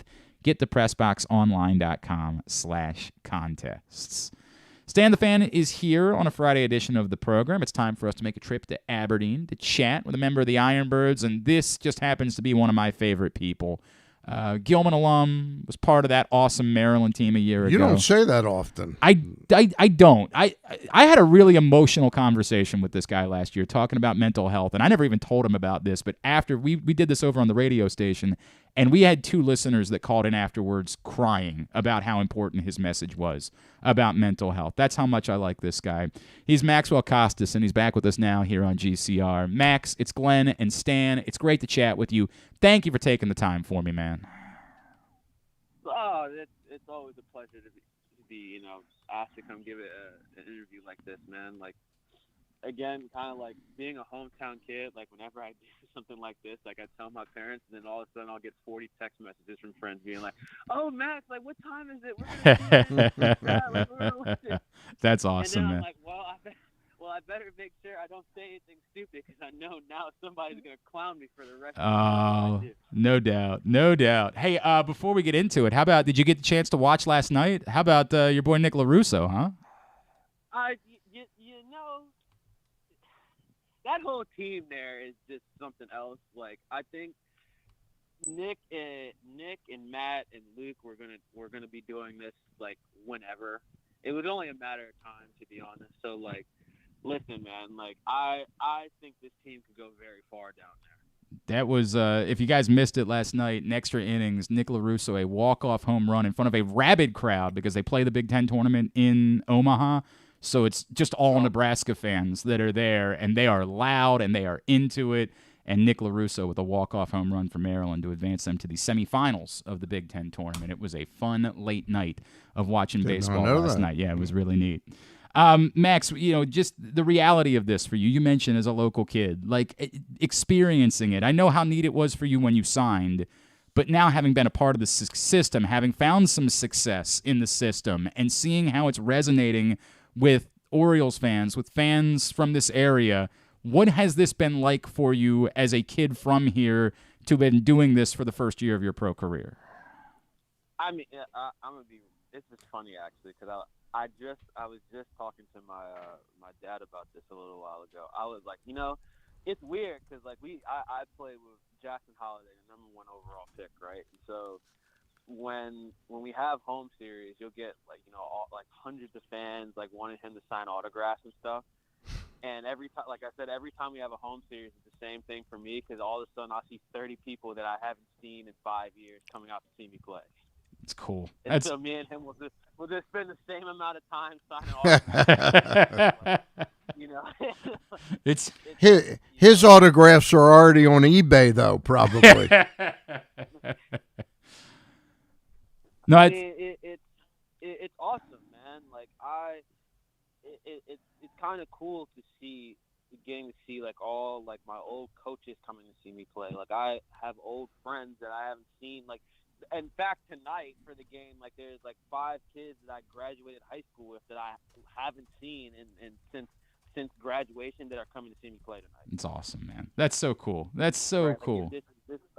Like my mom is happy because I actually live closer to home right now than I do to the field. So like like I get to see her. Like I went and had dinner with her on Monday. Like like it's again like I probably said this in the initial interview I did with you guys, man. Like this is like a dream come true for me. Like I don't think I could really ask for anything more in my life. That's awesome, man. That is really cool to hear you talk about it like that. Has anybody claimed of course, tonight with the Ironbirds, it's Marvel's Defenders of the Diamond Night, which I need my kids to not find out about because I can't make it tonight, and they would be very angry about me if they found out that was an option.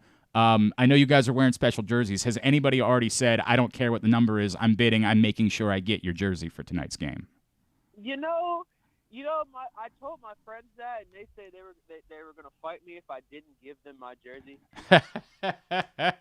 So, like I assume that at some point, like I'm gonna again, like the kids that are coming are some of the closest friends I made in high school, man. So like, I mean, I hope I get to if I was going to give my jersey to anybody, I hope it would be them, to be honest.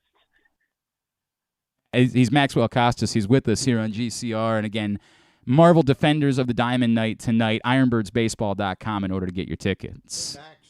Sorry about that. Hey Max, what was your last year at Gilman? 2018. 2018. So you had a teammate that got drafted by, and I'm losing on his name, drafted by the Dodgers, a pitcher. Hugh Beck. Yes. How's he doing so far? Do you have any idea? From what I've seen and what I talked to him, Pete is doing very well. And where would he be right now? Is he like at I'm pulling that up. He's at A-ball right now. A-ball? Yep. Okay. He's at A-ball. And he was a really talented pitcher. There's no question about that. Max, if I could, what you're doing now as a player, I mentioned you got off to a great start down at Delmarva this season. And I wonder what kind of confidence that gave you.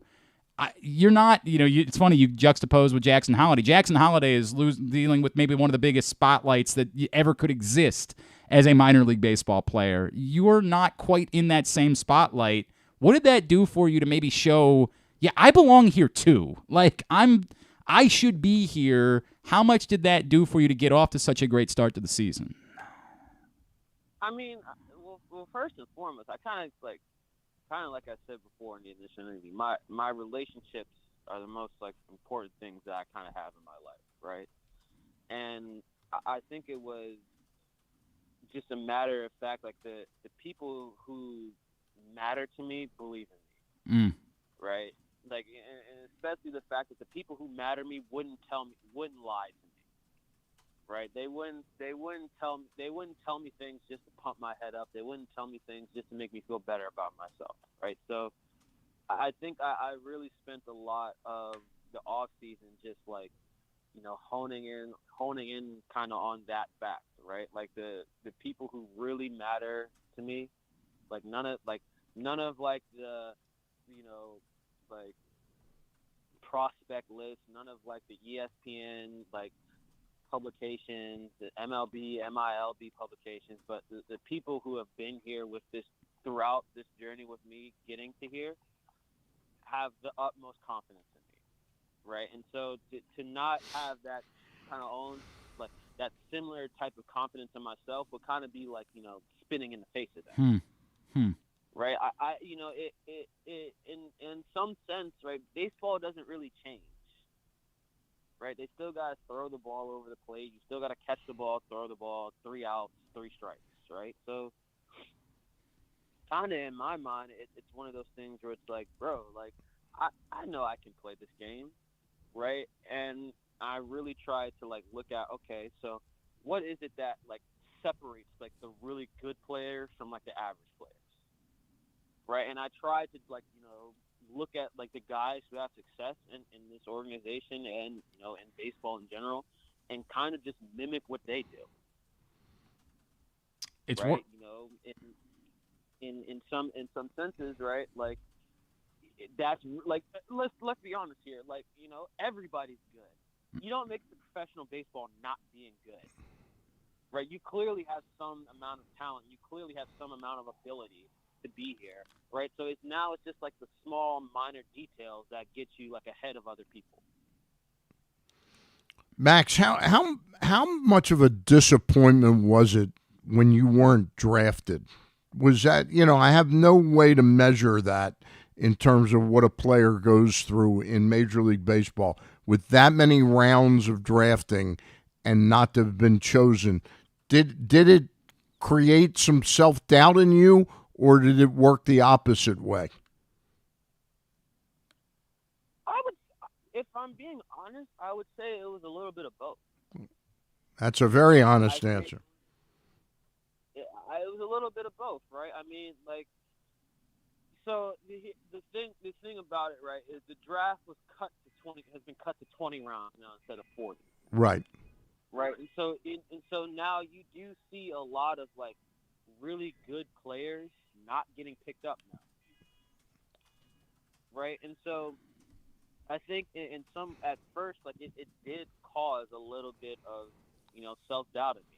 I admit it, right? But I've always been the type of person that like I like doing, like I don't like just sitting around and like, trying to like, like I guess I would say like compartmentalize things and all that stuff. Like if I'm feeling some type of way about something, like I go and do something about it, right? And then like the fact that I got a chance to play, I said, okay, I'm just gonna run with it then. No, it's right. So it's like I think and once I got the chance to play, like that self-doubt turned into like intrinsic motivation in a way. When I look at what you've been doing since you got here, what jumps off the page at me is the on-base percentage. I don't – how much of that is just, hey, guys aren't throwing me pitches because they know I could park it 400 feet. So how much of it maybe was a dedication to this is how I can show that I can separate myself. Everybody knows I've got, a big swing. Everybody knows I've got that. I can prove that my path to here's how I'm going to be a major leaguer is – I'm going to be patient. I'm going to work counts. This is funny, right? Right before I called you guys, my dad brought me these special pair of cleats that I had made because we're playing this Marvel night, and like I had a pair of like superhero cleats, like customized. That's awesome. There's a kid named Julian Arrington who does like artwork and stuff like that, and back when I was at Merlin, like I asked him to make a pair of cleats for me that were inspired by Spider-Man, so I'm wearing those for the game. That's so cool. So cool. But like my dad, right? He when me and my brother were young, my brother is the same way, right? My brother, if you go look at his on-base percentage, it'll probably look crazy to you.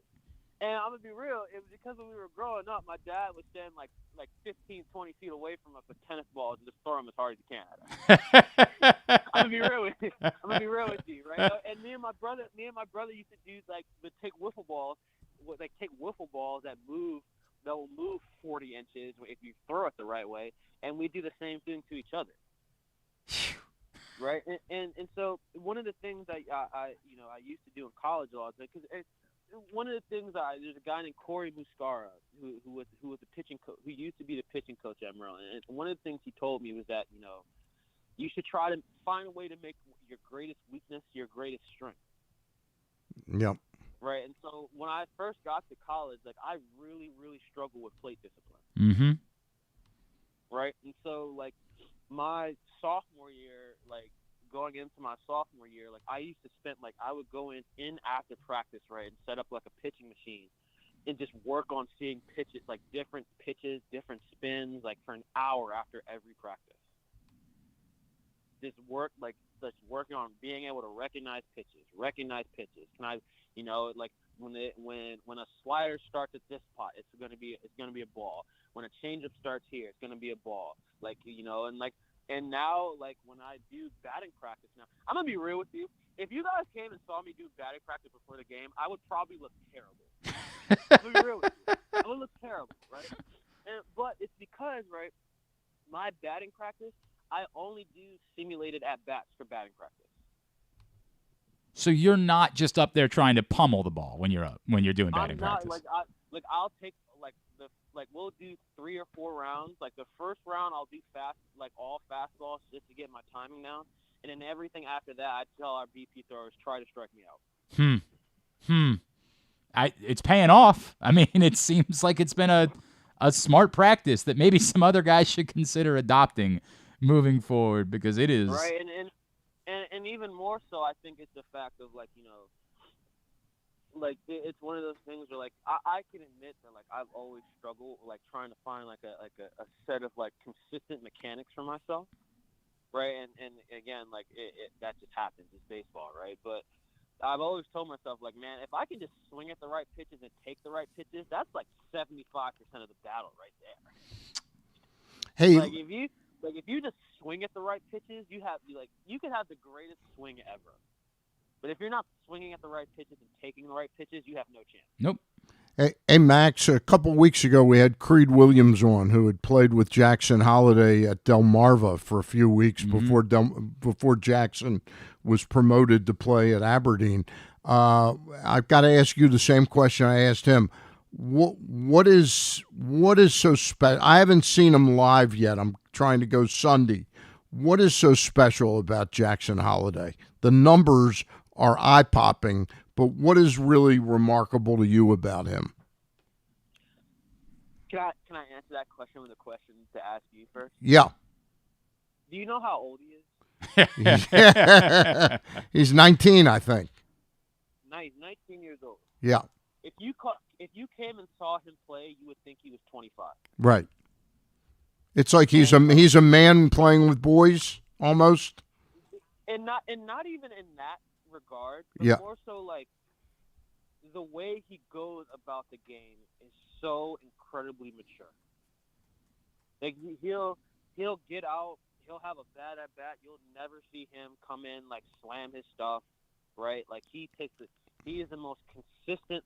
He does the same thing every day for his pregame routine. Has consistent at bats. He doesn't chase out of the zone very often. He's just a very calm and chill person. He's really talented to boot. He's also my locker mate too. He's awesome. So, that's cool. Man, that's cool. He's so just that's kind of what I mean. You would think he's 25 the way he goes about playing baseball. Sky is the limit. There's no question about that. Max, before we let you go, and I apologize, I got to keep this short because it's very important. No, you're all good, man. You have been so open about your own struggles when it comes to mental health. May is Mental Health Awareness Month. I'm just wondering if you could share a shortened version of the message about why it's so important, particularly, I think we would all agree, for men to consider mental health and understand that mental health is health. I mean, I'll say it like this, then. Like, I think that, there's some messages and beliefs in society that men are supposed to be like these, like, just stoic, like, unfeeling people, right? And the thing I would always say to that is, like, I would say it's a lot harder, it's a lot, more representative of how strong you are to be able to sit down and talk about your feelings, right? I think when I look back on my life, like, there's a lot of times that I was doing, like on paper, like, I was doing incredibly well, but I was miserable, right? There's every person is kind of like has different aspects of their life, right? You have for me, it's like baseball, social life, and then I'm thinking about going back and getting my master's degree at some point, right? So academics too, right? And I think, right, that if one of those aspects is wrong in your life, it kind of finds a way to affect every other aspect of your life, right? And to be sit here and try to, like, hold that in and try to, like, just kind of, like, just, fight your way through it by yourself, it's only going to lead to more pain, right? It's like, I always say that it's such a simple statement, but it's okay not to be okay. Right, the faster you try to address a problem is the faster that problem is solved. Right, if you're not feeling okay, like if you're like waking up in the morning and just feeling sad, that's not normal. Right, that's not normal. Right, so, bro, go get help. Right, and if you have anybody in your life that would tell you that, like there's something wrong with you going to get help, like it's weird or it's soft, like that's just a person that doesn't need to be in your life. Well said, Max. Well said. Marvel's Defenders, the Diamond Night tonight, post-game fireworks, first responders night, and a pregame catch on the field tomorrow. I cannot wait for the fireworks. I haven't seen fireworks in so long. That's awesome. It's awesome. It's going to be a fun night tonight to be in Aberdeen. I'm going to be sitting in the crowd with the band. That's awesome. I love that. I don't care. I love it. Ironbirdsbaseball.com to get your tickets. Maxwell Costes, it's always great to catch up with you, man. Continued success to you. Look forward to doing it again real soon, all right? Thanks a lot.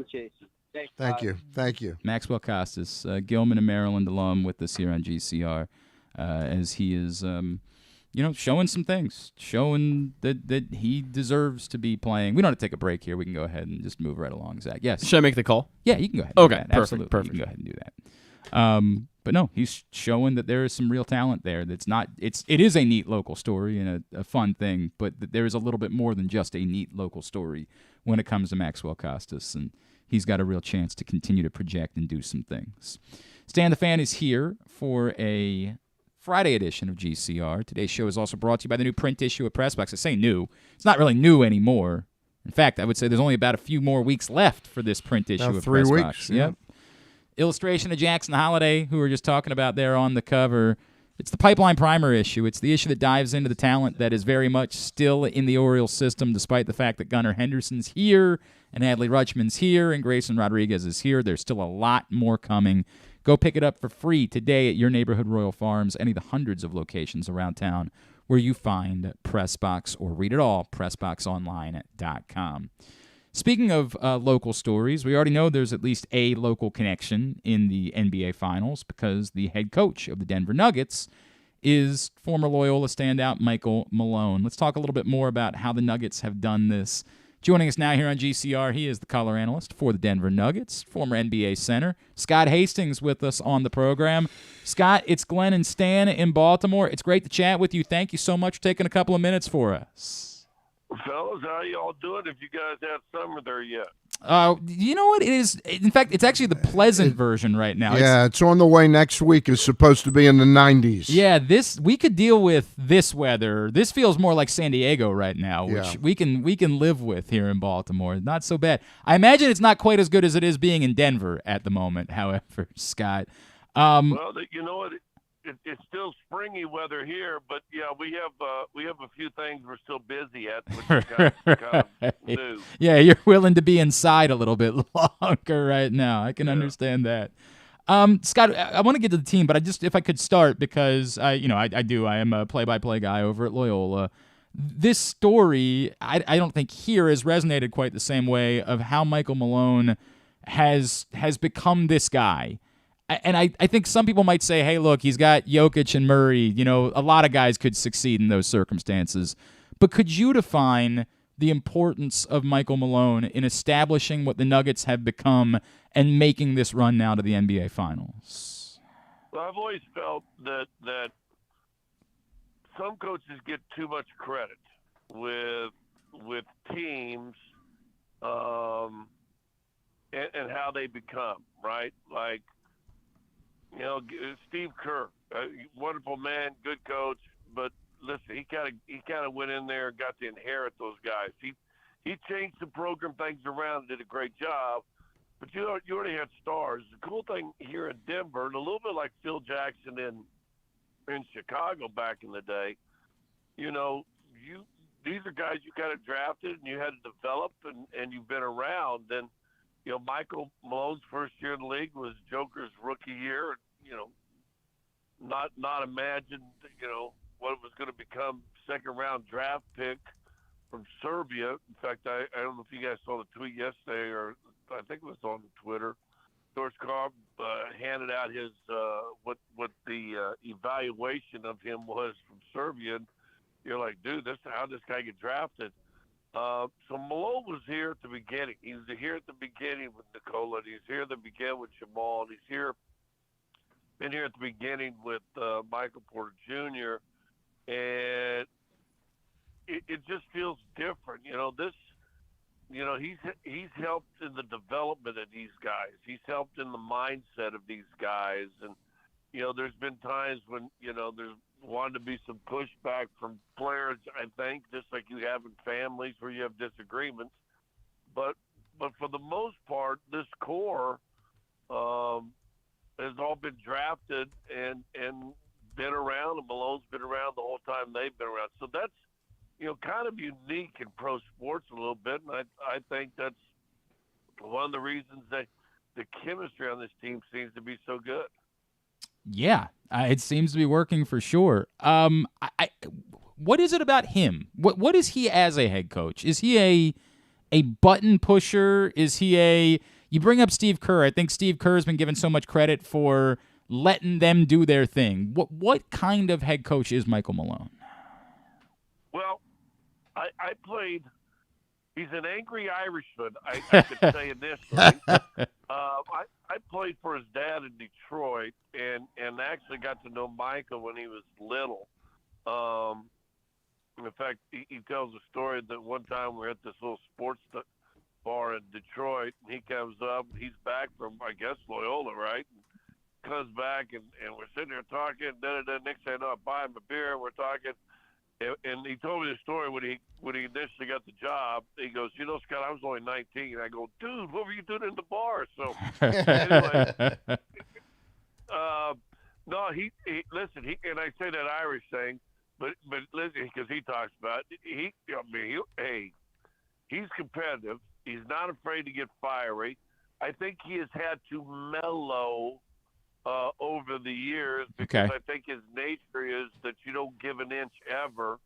And I think that's also kind of, you want players, no one talks enough about this. You want players to grow and mature as they get more and more years in the league and the league slows down. I think it's the same thing for coaches, Everybody who gets into coaching has a mindset of, here's what I want to do. I remember watching Ariama Gino film one time. I was coaching high school basketball, and he's showing all this thing. And, man, I'm sitting on my thing watching a VHS, see if anybody remembers those things. I'm sitting there watching the tape, and I'm and I'm writing these things down. I'm keeping all the notes. And then at the end, he goes, of course, if you don't have an All-American in this position, All-American in this position, All-American in this, you're probably going to struggle. And I went, oh, yeah. Might not work as easy. And I think all coaches have that mindset initially when you go in. I'm going to be able to do da da da da da. Well, you have the player, you don't have the player, right? And so you got to find a way to develop it. You got to find a way. And again, I say, I don't think enough people talk about this. You got to find a way to develop yourself along with your team. And I think Michael has been really good at that. Scott, I got to ask you a question about the center, Joker. You've got a unique perspective, having played from the 80s into the 90s, and yet being old enough to have seen Jabbar, probably Wilt, Nate Thurman, and all the great early centers, and you know about everybody that's come since. Where is Joker on the all-time list of centers to you? Oh, that's a good one. Because I've got a good friend of mine, Scott, who's a real basketball expert, says he's the greatest big man he's ever seen. I'll give him a feather, and I'm trying to be humble. Yep. I grew up in the era of Chamberlain, Reed, and Alcindor / Jabbar. Right? Yep. I remember him playing when he was Lou Alcindor. And I've got to play against Jabbar in the NBA. Willis Reed was my assistant coach 1 year in Atlanta. And I shook hands with Wilt Chamberlain in the locker room when I was playing with Miami, which was for me as a young kid out, my idols, to be honest with you. Yep. They established what being big men were. Moses Malone, I played with Moses Malone or against Moses. Joker, Lee, I don't ever, because I think Chamberlain and Jabbar are two of the greatest players that's ever played. Mm-hmm. I really do. Joker is the most skilled big man that has ever stepped foot on an NBA floor that seems to have a vertical of about 22 inches. And go back and here I'll bring out some more history. Remember Jeff Rulin? Jeff Rulin Sure. led the NBA in rebounding 1 year, and somebody asked him, "Why are you such a good rebounder? You can't jump." He goes, 90% of the rebounds are below the rim, and they still are. The game is still below the rim. It's just that ESPN tends to want to show all the highlights that happen above because they're so unique and crazy. But he can shoot at the three. He can score at the rim. He can score mid-range. He can score at the three-level score. He's got one of the greatest hands, and don't even put the word big man in front of it. He's got some of the greatest hands I've ever seen, period. And he's a student of the game, somebody who taught him how to play. Really taught him how to play. Just the fundamentals, ball handling, passing, the knowledge, where people are supposed to be on the floor, how to create spacing, so on and so forth. And I say to you guys, which I appreciate too, getting older, that he's got a little historian of the game in him, in a sense, right? I remember, and I played with Dominique Wilkins in Atlanta, and I remember one time he's walking on the floor, and I was sitting there talking to Nick, and I go, "Hey, Joker." He looks at me kind of, because he's in his pregame thing. Kind of looks at me kind of grumpy. I go, "Come here, I want you to meet a friend." And he sees this Dominic Wilkins. You would have thought it was a 9-year-old little boy with his face planted up against the candy store, right? That's cool. His eyes got up big, and and so I don't know. Listen, I've called every game that worked every game anyway that he's played in as a Denver Nugget so far. He's unique. He says stuff like, "I don't care about the MVP," and guys, I'm telling you, he doesn't. Right. He cares about winning. It's the only thing he does, and it's what we all kind of grew up on in the sense of, win first and you'll get taken care of. And I've subscribed to that to a fault in my career because, as you guys know, sometimes it's the squeaky wheel that gets more grease. And Nikola doesn't care about being the squeaky wheel. Joel Embiid got to be the squeaky wheel this year, and it finally worked for him. Yeah. But Joker doesn't. He doesn't care about that. I wish all the country could see that. I wish there wasn't such a divide that the four-letter network put together as far as, who's the MVP and why, and then Perkins throwing out the noise and all the different stuff, because he's a humble dude who just likes to play basketball and win. And if you don't like that about him, and he doesn't throw tomahawk dunks all the time, if you don't like that about him, then that's cool. But fellas, he's averaging a triple-double through the playoffs, and I think his point production went down. I think it's down to 29.8. Ah, how you gonna live with that? That's 14 and 13. Yeah, a 30 point per game triple double average in the play. It's just not acceptable. There's no way you guys can survive with that. Scott, is it a good thing that Denver's getting this much downtime, or will that be a negative when they got to re-gear up for whomever they're going to play?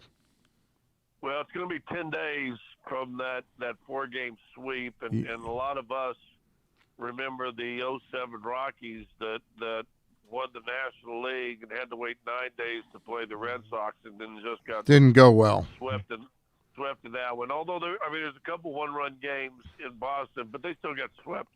I worry about that. I think basketball is a little different because you can always get in the gym and shoot. Yeah. You can't always go against a 67-mile-per-hour curveball, or an 84-mile-per-hour, slider in preparation.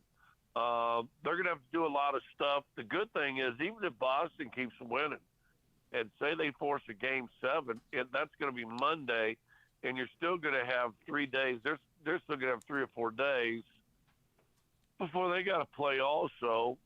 If it's Miami, you got 2 or 3 days to now cheer, be happy you won the East, and then travel to Denver. If it's Boston's able to come back and win 7 games, Denver will probably head out there the 30th or 31st, have 2 or 3 days in Boston. And there's nothing like, fellas, getting you into ready to play mode and being into a fiery environment in whatever city it is that don't like you and don't want you to win. Sure. There's no doubt about it. Well, the way the Nuggets are playing, if they can continue to bottle that up with both Jokic and Murray, who's been just unbelievable in this postseason, I think it's going to be hard for either of these teams to beat them. Scott Hastings, it's at BallHog44 on Twitter is how you follow him. Do we have time for one Sure. quickie? Scott, I've got to ask you this. My buddy that I watch basketball with is like in his 80s, and he knows the altitude out there in Denver. Mm-hmm. The combination of the altitude advantage that the Nuggets have and the home team getting about 65% of the calls, that must be the most unbelievable home court advantage in the history of basketball.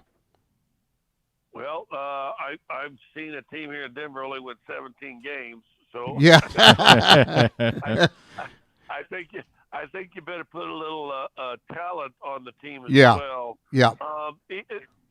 When it's the most effective in the regular season. Okay. When you're playing in, Portland on Tuesday and you've got to be in Denver on Wednesday for 7 o'clock, or you're coming from Boston, and say you play, whatever, Chicago on the way over, maybe, and then all of a sudden you've gone from sea level to 5,800 and whatever it is, 50 feet. Yep. 20 feet. Is it 5,280. The wife had to correct me. Thank you.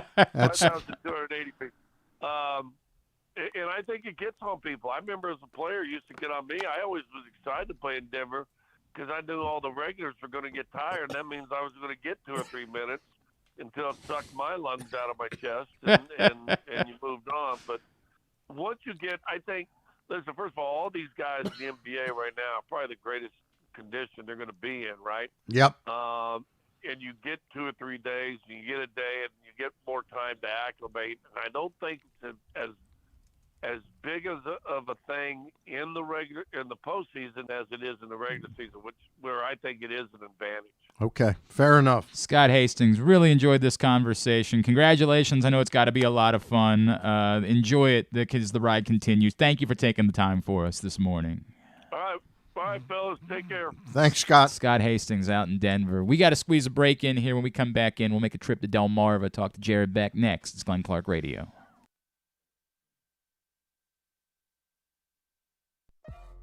Are you a diehard O's fan looking for the perfect way to show your team spirit? Look no further than Birdland Sports. Birdland Sports is a small business run by fans for fans. They offer a wide variety of unofficial O's merchandise, from the Birds Are Coming tees to player cartoon shirts and more. And the best part, their prices are more affordable than the big guys. So head to birdlandsports.com and grab your gear today. Show your support for the Birds with Birdland Sports. The latest edition of PressBox is available now. On the cover, Luke Jackson looks at the pipeline of talent still to come for the Orioles, diving in on last year's #1 pick Jackson Holliday and other top prospects like Colton Cowser, Heston Kjerstad, Kobe Mayo, and more. Also inside, Todd Karpovich profiles Orioles pitcher Kyle Gibson, and Bo Smolka breaks down what progress would mean for the team's 2022 draft picks in their second pro season. PressBox is available for free at over 500 area locations, including 60 Royal Farm stores, and you can always find the entire edition as well as the best daily coverage of the Orioles, Ravens, and Terps at PressBoxOnline.com. That first sip, that first bite. Start your day off right with a delicious breakfast at Royal Farms. Choose from a fantastic selection of fresh Royal Farms breakfast sandwiches and top it off with a rich hot cup of the freshest coffee in the world. At Royal Farms, breakfast is available day and night. It's the freshest breakfast in the world. Real fresh, real fast. Royal Farms. What air conditioning company can save 50% of your energy cost and qualify you for up to $7,500 in rebates? A.J. Michaels. We do more, we do it better for less. In Baltimore and Annapolis, ajmichaels.com. If you miss anything on the show, don't forget that you can watch full episodes at youtube.com/PressBoxOnline, and you can download podcasts on Apple, iTunes, Amazon, and Grindr.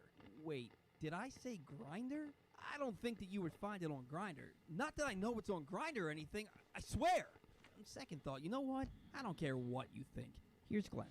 Back in here on GCRs. Who was that guy? That's Paul Valley from the Bat Around with Zack Goodman Valley. every Saturday morning right here. That is Paul Valley. Online.com/radio. Noted Grindr user, Paul Valley. I got to give him some new. I really do love that one. That's one of my favorites. It's a classic. And he handled it. He did I wrote these. We'll pull the curtain back. I wrote these for him and was not here with him. I left them for him to record on a Saturday morning. And I got to give credit because Paul's not a voice actor. Yeah. But he handled it exactly. Oh, they're excellent. They're really good. Nailed exactly what I was looking for. So I give Paul a great deal of credit for that. And I got to write a few more here in the coming weeks for him. Has Griffin gotten the right to record anything yet? I would give him a shot. Yeah. I think we attempted to have him do a spot, and it was, look, you got to.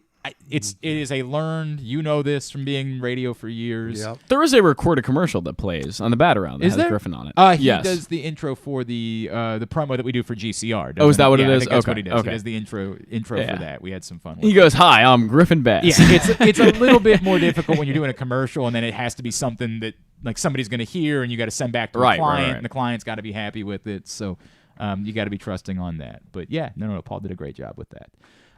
You'll be on with the boys tomorrow morning, Stan, of course, on the Bat Around. I will be, yes, I will. And you had a good week of shows this week. Yeah, we had Rocco DeSangro last night, who is the Fox number 45. 2 guy on Fox 45, and a really passionate young man. I believe I saw he's doing a podcast with Ryan Ripken, if I remember correctly. Did not know they're working together on that. All right, he didn't mention that.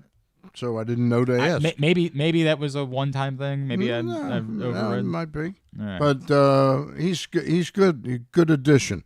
Brings a lot of energy to things. Cool. He's a Steelers fan. I don't know how I feel about that. Yeah. I don't care for that whatsoever. Yeah. I have a feeling he's going to change over his time here in Baltimore. That was last night, early in the week. Of course, you guys, you did the new Monday show, but you did it with a special guest this week. Yeah, we had Andy Dolich on this past Monday, who's written a book. I mean, you can't talk about the the timing for a book any better than this. He and Dave Newhouse wrote this book called Goodbye Oakland. I don't think they thought that it was going to happen this quickly. The commissioner actually is talking about MLB owners ratifying that This move summer, yeah. in June. That's pretty. I'm shocked But at I how still don't. fast I this still don't has know come what, down. and I don't know how much you guys talked about. Like, would they just play in the minor league stadium? Would they go ahead and make the move happen quickly? I think they want to make this move happen quickly, and they would probably play in the minor. I don't know. Yeah, I'm astounded that the commissioner of baseball there's never been a commissioner in any sport that has been this sort of involved and allowed the team to, in other words, they're taking no chances. They let them gut a Major League Baseball team that really affects competitive balance. Yep. And it's the awful. worst team in the history of baseball. It's are absurd really, how bad they are. Might have been a worst team during the war or something like maybe, that. right. But Jesus whiz, that's a god-awful team. You can find those shows right now, facebook.com/PressBoxSports. Click on the videos tab. Go to youtube.com/PressBoxOnline or PressBoxOnline.com/video. No show on Monday. No show because of on the Monday, holiday. and don't have a guest yet for next Thursday because I have an invite out, and I'm trying to be give patient. them some time. I get yeah. it. Yep. Yeah. All right. Very good. Appreciate that. Let's make a trip to Delmarva now to chat with a member of the Shorebirds. This guy's got a very fun story, in part because he's really tall. He's trying to become the first ever 7-foot Major League Baseball player, but his background is really neat, too. He is pitcher Jared Beck, and he's back with us now here on GCR. Jared, it's Glenn and Stan in Baltimore. It's great to catch up. Thank you for taking the time for us. Yeah, absolutely, no problem. Great to be here. Jared, I guess somebody would jump out and say, boy, the numbers don't look so great this season, but the numbers don't always tell the story. I want to know how you're feeling about the progress that you're making and what it is that you're working on, because I know that sometimes, especially in the minor leagues, numbers can be deceptive because you're actually working on something and you're living with maybe if I give up a home run, it's not the end of the world. The more important part is that I'm working on something. Yeah, absolutely. It's more of a process at this point, especially its first year. So, it's just kind of getting into the swing of things, kind of working on what I'm trying to work on right now. There's plenty of stuff that we're working on and stuff. But yeah, I mean, a couple bad outings here and there can really make the numbers not the best, but we're working every day.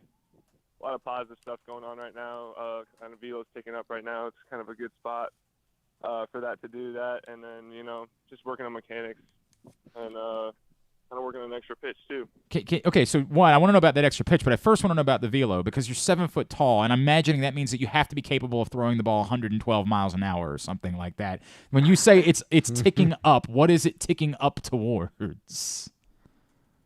So I mean, last week it was my average velo was up compared to it's been kind of going up slightly, just like 0.3 or whatever, every week or so, every outing. But last week I was up like 2 miles per hour, which is actually a pretty big jump in velocity. So, and actually top 96, and it was my top I've ever thrown. So I mean, I'm feeling real good with all the adjustments that I've been kind of making through spring training and taking it to the games. Starting to feel really good. You make the mention of you're working on mechanics.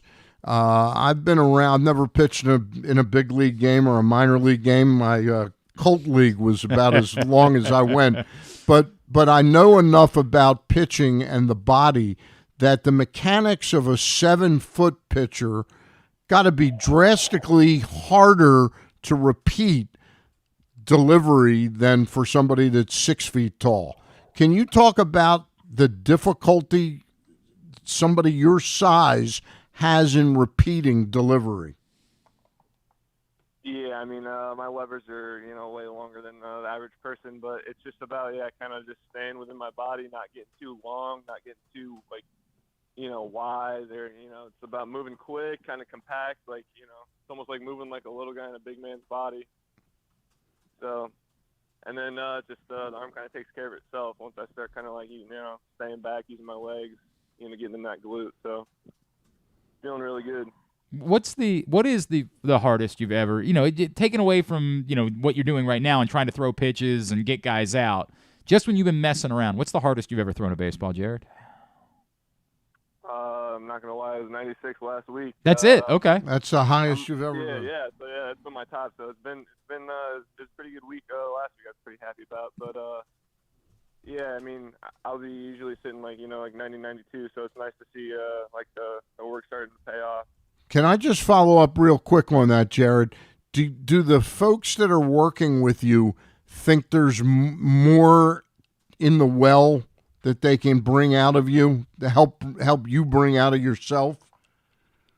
Absolutely, I think so too. I mean, look, I imagine that's what it is that you're working on right now, and clearly there's an excitement about what it is that you could be doing. Jared Beck is with us from the Delmarva Shorebirds. Jared, for people that don't know your background, right, this time that you spent with the Savannah Bananas, they've become a cultural phenomenon, right? There's books now, and ESPN's airing all the games and that whole thing. Yep. Can you explain to people, like, what that time was like for you? Because I think a lot of people would say, well, that's silly. How could it possibly help a baseball player who's trying to reach the major leagues? But I remember you saying, like, you felt it had a real benefit for you in your path.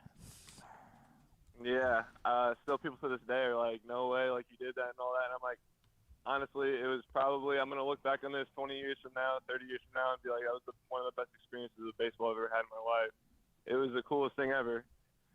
And, yeah, it kind of like changed my mentality about pitching and how to get things done. And, we talked about, like our motto on the team was flip the switch. So it was like, we're doing all this entertainment and fun stuff for the fans, getting a big following, and then we'll flip that switch on the mound, and we'll go out and do our thing. And I think just kind of a mentality shift in my pitching style kind of helped a lot, quite a bit.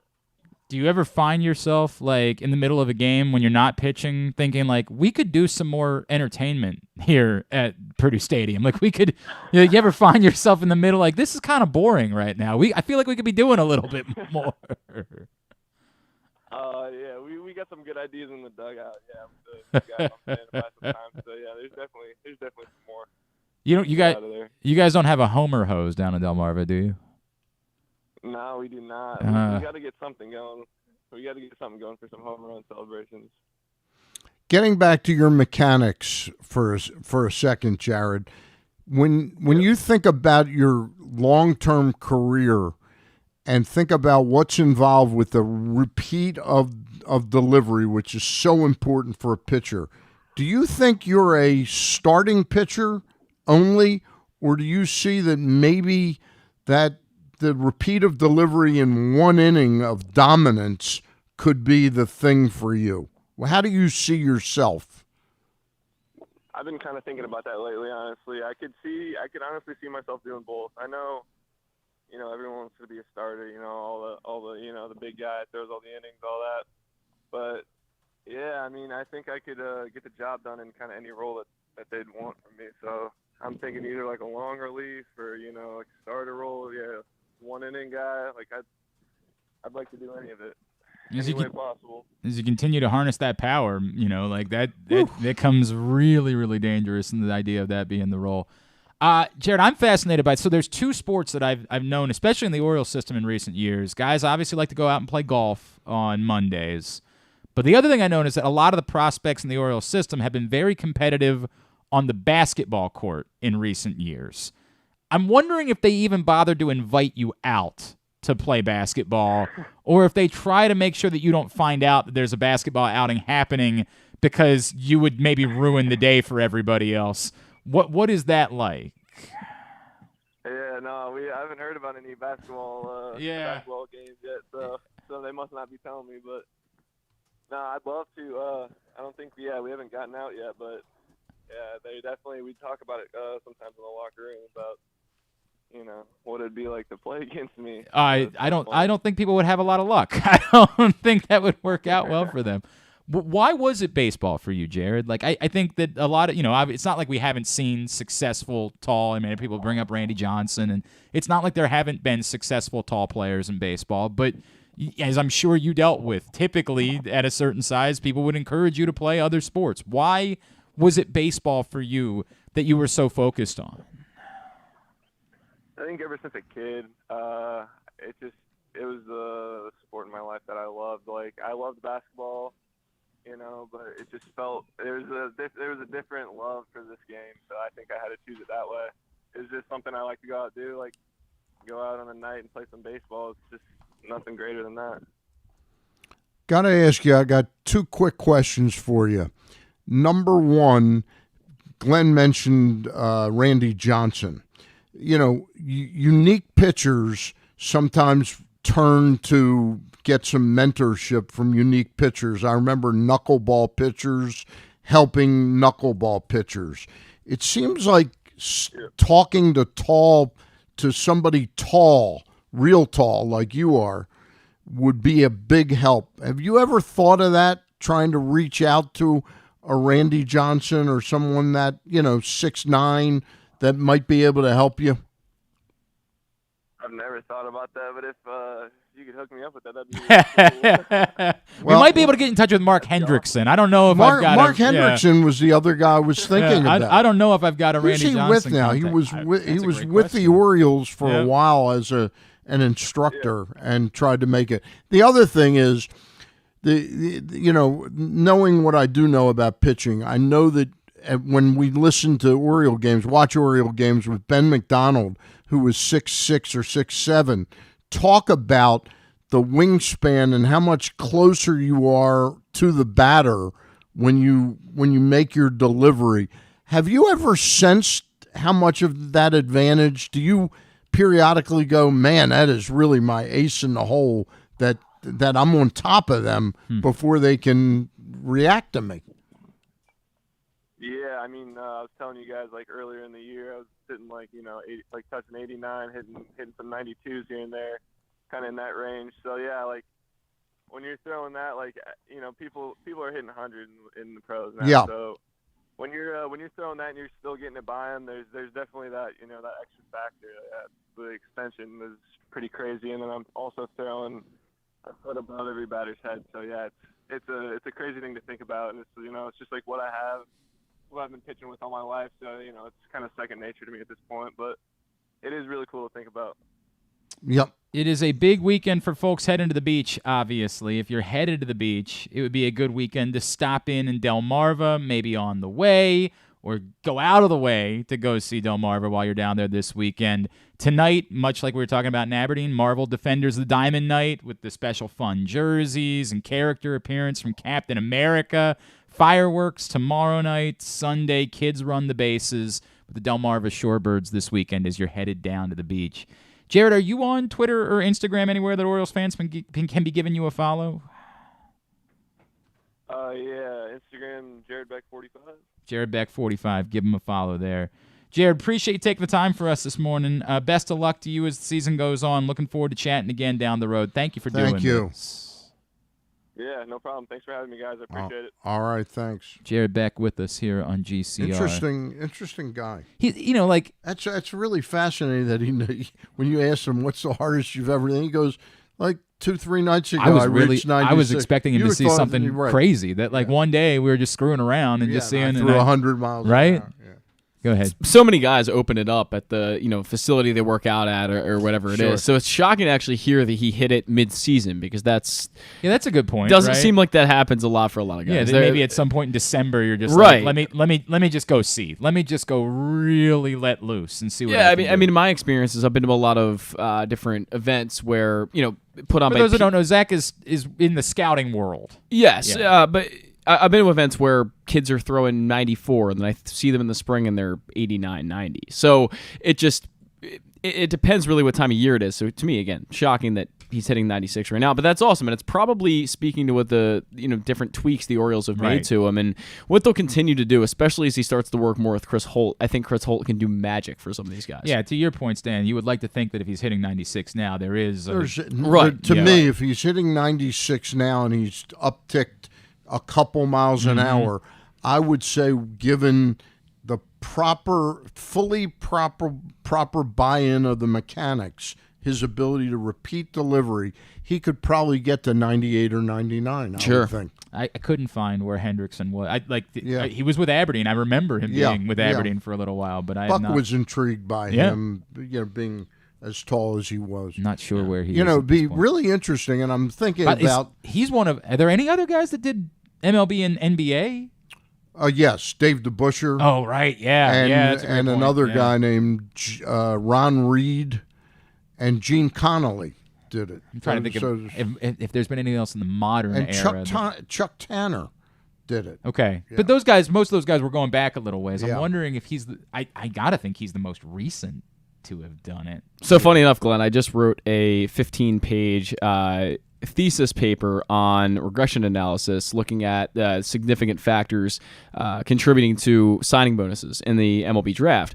And I wrote one of the things I wrote my MLB power rankings the other night.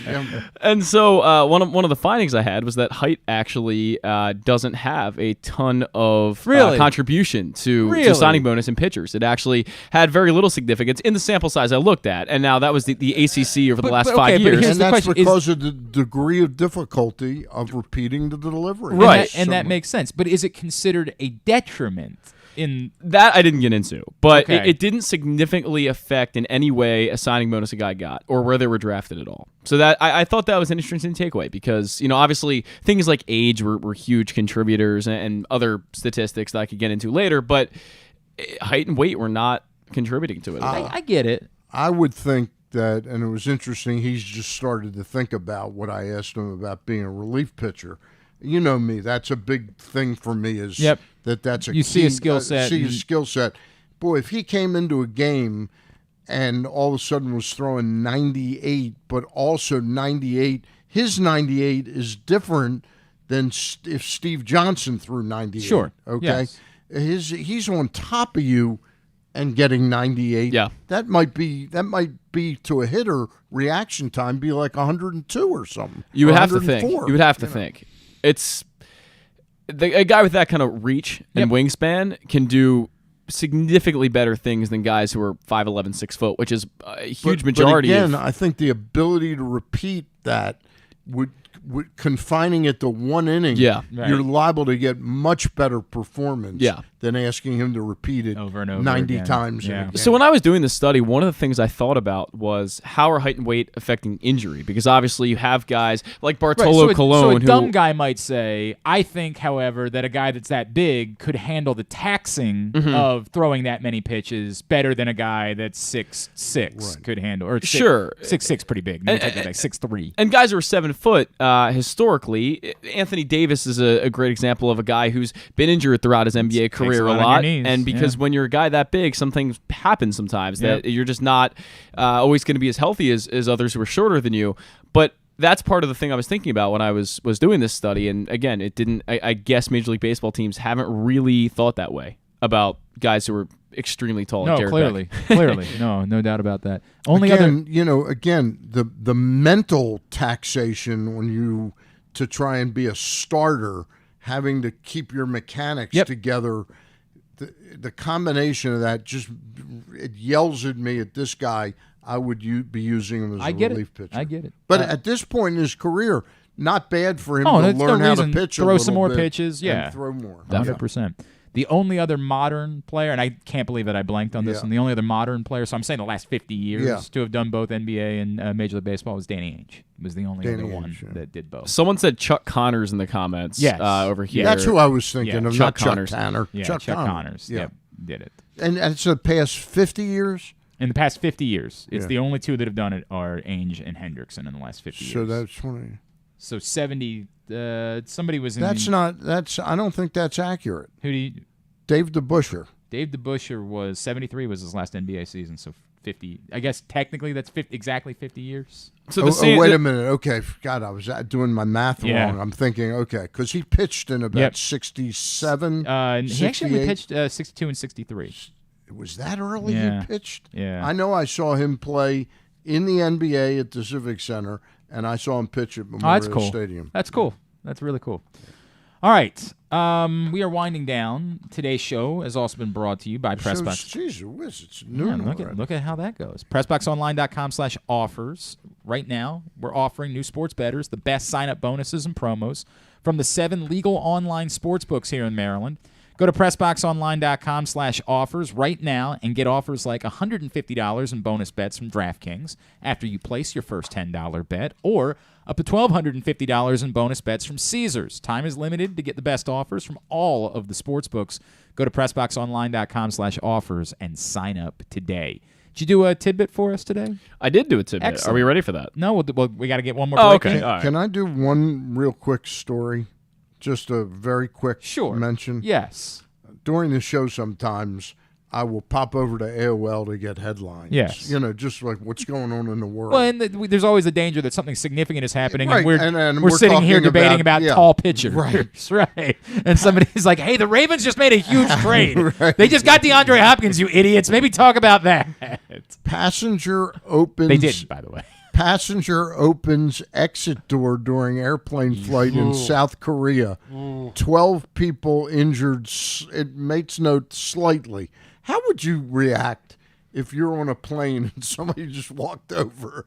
I mean, why is that a thing that a passenger could go over and know how to do that? Shouldn't there be like a code that they have to hit? Well, I get in the event of an emergency, you don't want it to take any longer for you to get the door open. But yes, I would suggest that I'd say in light of today, the way people think today, I think there should be some type of extra special lock. I hear you. I would go a step beyond, which is to say there are some times where I think the penalties for certain things do not fit the actual like that in and of itself. This guy should be executed. I'm not really saying that, but I'm saying like life in prison would 1,000% be fair, even if there was no harm done. Right.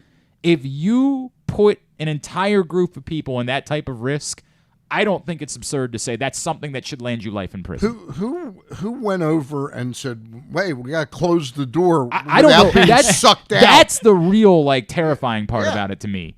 Is that could have gone on for 20 minutes? I don't know what you do. Yeah. I don't know how quickly the air pressure goes. Like I don't understand enough about the science of this. of It's not this. like a pilot can go, "Let me." Pull the thing over quick. so we can deal with it. Right. Like a bench. I assume it becomes you have to make an emergency landing. Yep. I assume that you have to immediately say we've got to make an emergency landing somewhere. Put your seatbelts on, and double tight. Everybody's got to put their oxygen masks on. Except this guy. Yeah, that guy. Yeah, I'd be okay with just throwing him out the window at that point. But yeah, it is. I have thought. Okay, I just thought that was. I've thought about that before, and I don't get terrified on airplanes, but I remember being on a plane once and having that thought cross my mind. Right. It might have been the first time we flew with my kids. Right. And that thought crossed my mind of what happened if that, and it was I had a legitimate panic attack thinking about it. It's so terrifying. The idea of somebody open up I think that is one of those crimes that should have significantly more stringent punishments. When you get in a taxi in New Orleans, I took a picture of this once. You get in a taxi in New Orleans, there's a sign there that says, murdering a cab driver is a first-degree offense, or something. Only for a cab driver? If I took an Uber, I would be good. It is New Orleans. I mean, the laws don't really apply down there. It's the weirdest thing of Or if a friend of yours was giving you a ride. Yeah, it's cool. No big deal, right? Why did you feel the need to tell me that when I got into this cab? I would think that it would just be common sense. I swear to God, we should put that, plaster it on the door. If you opening this door can be a capital offense. Right. You have to make that abundantly clear. There is no messing around I with love this. the dispassionate writing. The person was detained by airport police on suspicion of violating the aviation security law. Only a suspicion. Ministry statement said the person's identity and motives weren't immediately released. Man, there is. Gives a yeah, crap correct. what There his is motives were. no penalty that is too minimal or too stringent to me for that. I used to have an idea of creating a T-shirt company out of the headlines. Yeah. And I read a headline once: Judge gives life sentence to baseball fan. Judge gives life Oh, no. Judge gives life sentence to a man for killing a baseball fan. Oh, that's what it was. It's a little bit. I'm like, what am I missing? It was about 40 here? years ago. Yeah, right. What am I missing? It was an actual story, though. Oh God. What? I got a lot of thoughts. But it's about important that. to note that he was a baseball. Yeah, that's the part of the story that matters, right? Yes. All right, when we come back in, we'll get a tidbit and tubular as we wind down for a Friday edition of GCR. The All-America Senior Game powered by New Balance will be back at Johns Hopkins Homewood Field on July 29th. The most decorated girls and boys lacrosse players in the country have been invited to play in what is the premier lacrosse event of the year. Every college coach wants their players in this game, and if you dream of being in this game, you start by trying out for one of your regional underclass teams this summer. The best against the best. Get your tickets now at allamericalacrosse.com. The Orioles are off and running, out to prove that last season wasn't a fluke, and they are one of the best teams in baseball. Hi, I'm Paul Valley, host of the Bat Around for PressBox. Tune in every Saturday from 10 a.m. to noon as Zack Goodman and I break down every Adley bomb, every Tony Tater, and every save from the mountain. Like a warm hug from Rutschman, the Bat Around has you covered with all things Orioles as we embark on what's sure to be a magical summer in Birdland. So tune in every Saturday for the best in Orioles coverage right here on the Bat Around.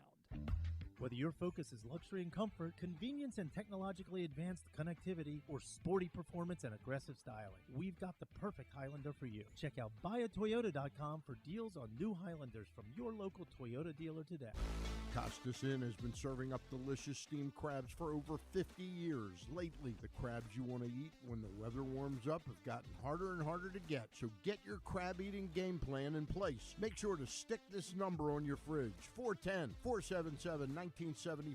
Call ahead and reserve the size crabs you want. You may be able to walk in, but you may also be disappointed at the size or maybe even get shut out altogether. So call ahead, have a plan, and then arrive on your crab eating vacation. Costes also has delicious crab soup and crab cakes. The Costes Inn at 4100 North Point Boulevard. For more than 50 years, they've been satisfying crab lovers in and around Baltimore. That first sip. That first bite. Start your day off right with a delicious breakfast at Royal Farms. Choose from a fantastic selection of fresh Royal Farms breakfast sandwiches and top it off with a rich hot cup of the freshest coffee in the world. At Royal Farms, breakfast is available day and night. It's the freshest breakfast in the world. Real fresh, real fast. Royal Farms. If you need more of Glenn, you can also hear him every Sunday with Rita on 105.7 The Fan. But also, if you need more of Glenn, what's wrong with you? If you want to go see Jared Beck, if you want to go see Maxwell Costes, who joined us a little bit earlier, you can win 4 tickets to all of the area minor league baseball teams, plus an Easy Pass Maryland on-the-go transponder preloaded with $25. And a $50 gas card from Royal Farms in order to help you get around. You must be 18 or older in order to enter. The sweepstakes ends June 14th. Go sign up right now. PressBoxOnline.com/contests. Stan, you got big plans, right? It's a holiday weekend. Imagine you're throwing some parties, right? Like, well, my wife is starting to invite people over for dinner outside. So that's nice. That's nice. I like that. So I will not be going to tonight's Oriole game because my wife threw a. Did you say you're thinking about going to Aberdeen on Sunday? I'm going to Aberdeen on Sunday, so I'll see the Oriole game tomorrow. Saturday, yeah, tomorrow. Okay. It's a 4:05 start. Yeah, I was trying to squeeze in taking my kids, so I'm going to end up. I think there's another 4:05 Saturday coming up, maybe for the when they have Shaq performing afterwards. They got another 4:05. The difficult part for me is that the night games, even 6:30, is not an option for my kids. Right. So Sunday is obviously the day, but I do the radio show on Sundays. So my only option now is Saturdays. So I need it to be that 4 o'clock start. They're not out of school yet, right? They're not quite out of school yet, no. So I was hoping that tomorrow would work for it, but apparently my in-laws are in town, so we got to do a thing with them tomorrow. Of course. But I did see in literally 3 weeks from now, there's another 4 o'clock Saturday game, so I think we're going to end up doing that one instead with the kids, which I'm looking forward to. All right. Dad going to join you? I think he would like to. Yeah. He's starting to veer into I don't really like doing this anymore territory. Right. He's starting to get there, but actually, that's not true. Even if I called him and said, hey, do you just want to go to a game? He'd want to do it with his grandkids and you. Yeah, I think that would be the case. So, but he is definitely Like I mentioned somebody that was coming to town, like a show, a concert. Because I was going to take him to Mavis Staples last fall, but they canceled it. Would he like Blink 182? I don't think Blink 182 would have been the one for him. But my dad and I had gone to see Bob Dylan together. We went and saw Simon and Garfunkel when they got back together a few years ago. Like, we've done a few of those over the years. I love Bob Dylan, but I've heard the concerts are terrible. I saw one that 3 years ago at UMBC at the new arena. Really? It was great. Really? Bob Dylan did UMBC? Yeah. Wow. Yeah. I saw him at American with my father a few years ago. The new facility. Yeah. And it's very good for Very music. cool. And it was cool because I was seeing Bob Dylan, but the issue about you have to really separate from I want to see him do these songs. You can't go to a Bob Dylan show thinking that you're going to an Eagles show. Yeah, he's not going to play the greatest hits. When you go to the Eagles show, you're going to get everything that you wanted in that show. Yes. Bob Dylan's going to do whatever he wants to do. He's just going to he's going to perform some songs, and you can like it, you can not like it, whatever it is. But he's not going up there and running through, Bob Dylan's, to your point, greatest hits. That's not the way that it goes. I also love the Wallflowers, and obviously Jacob Dylan. I actually love the Wallflowers myself. Wallflowers are a fantastic band. The newest album they made with Roots and Wings on it. Wow. And listen to you. I love the Wallflowers. Listen big, to you. Big fan. But I saw them at Rams Head like 2 years ago. To me, Jacob Dylan is a significantly better singer. I mean, he's not the songwriter that Bob Dylan is, but he's a significantly better singer than his father. It's a completely different concept. It is. The first half of Bringing Down the Horse is one of the greatest half records in the history of music. It is. It is just spectacular. We didn't talk about Tina Turner at all today. Man. I'll tell you a fascinating thing about her the other night. David Muir. Mm-hmm. I pretty much ABC. have grown into watching him. Guess how long guess the position of the Tina Turner story on his newscast. And how long did he talk about I'm her? terrified that the reason why you're bringing it up is because it was going into a commercial break and he talked about it for 20 seconds. Just the opposite. Really? Opened the broadcast and did 9 minutes. Deserved. 9 minutes on Tina Turner. This was a day when DeSantis announced he was running, and Tina all Turner's God an knows, American icon. Just, That's how we should report these things. I really appreciate very the fact that we didn't just fall into political crap and that we respected. Tina Turner's an American icon. I have a few. I think I've told you before. Songs that I love, I like to find a particular live version of the song because live music is kind of my thing. And as much as I can listen to music, say on Spotify or whatever, I like to go and find a live version of a particular song that I love, and then I kind of put it into my rotation. I have like a YouTube playlist. And the version of Proud Mary when they were on the Ed Sullivan Show for the first time is one of the most raucous, electric things you will ever see in your life. That was Ike and Tina. The Ike and Tina Turner review is what and they do a dance number to this really charged beat for 3 minutes and then immediately right into Proud Mary. And her breathing, this is before the days where they would just fake this, where they would just her breathing is unfathomable. She might have been the greatest athlete of all time because she goes right from this incredible dance number into hitting this heavy version of Proud Mary. It's so spectacular, and I would encourage everybody to go check it out. Are you about to turn the page on CDs? Are you going back to vinyl? No, I will never be. So I have a record player. Yeah. I will not ever be. This is a tough way to say it. Yeah. I know it sounds better on a record. Right. But as I just said, I love live more than I love anything else. And so like when I want to listen to music, I'm telling you, I just listen on my phone, going to YouTube and finding live versions of songs that I love. Okay. There's a rock and roll song by a band called Hum that came out in the 1990s. It's called Stars. It's one of my favorite rock and roll songs of all time.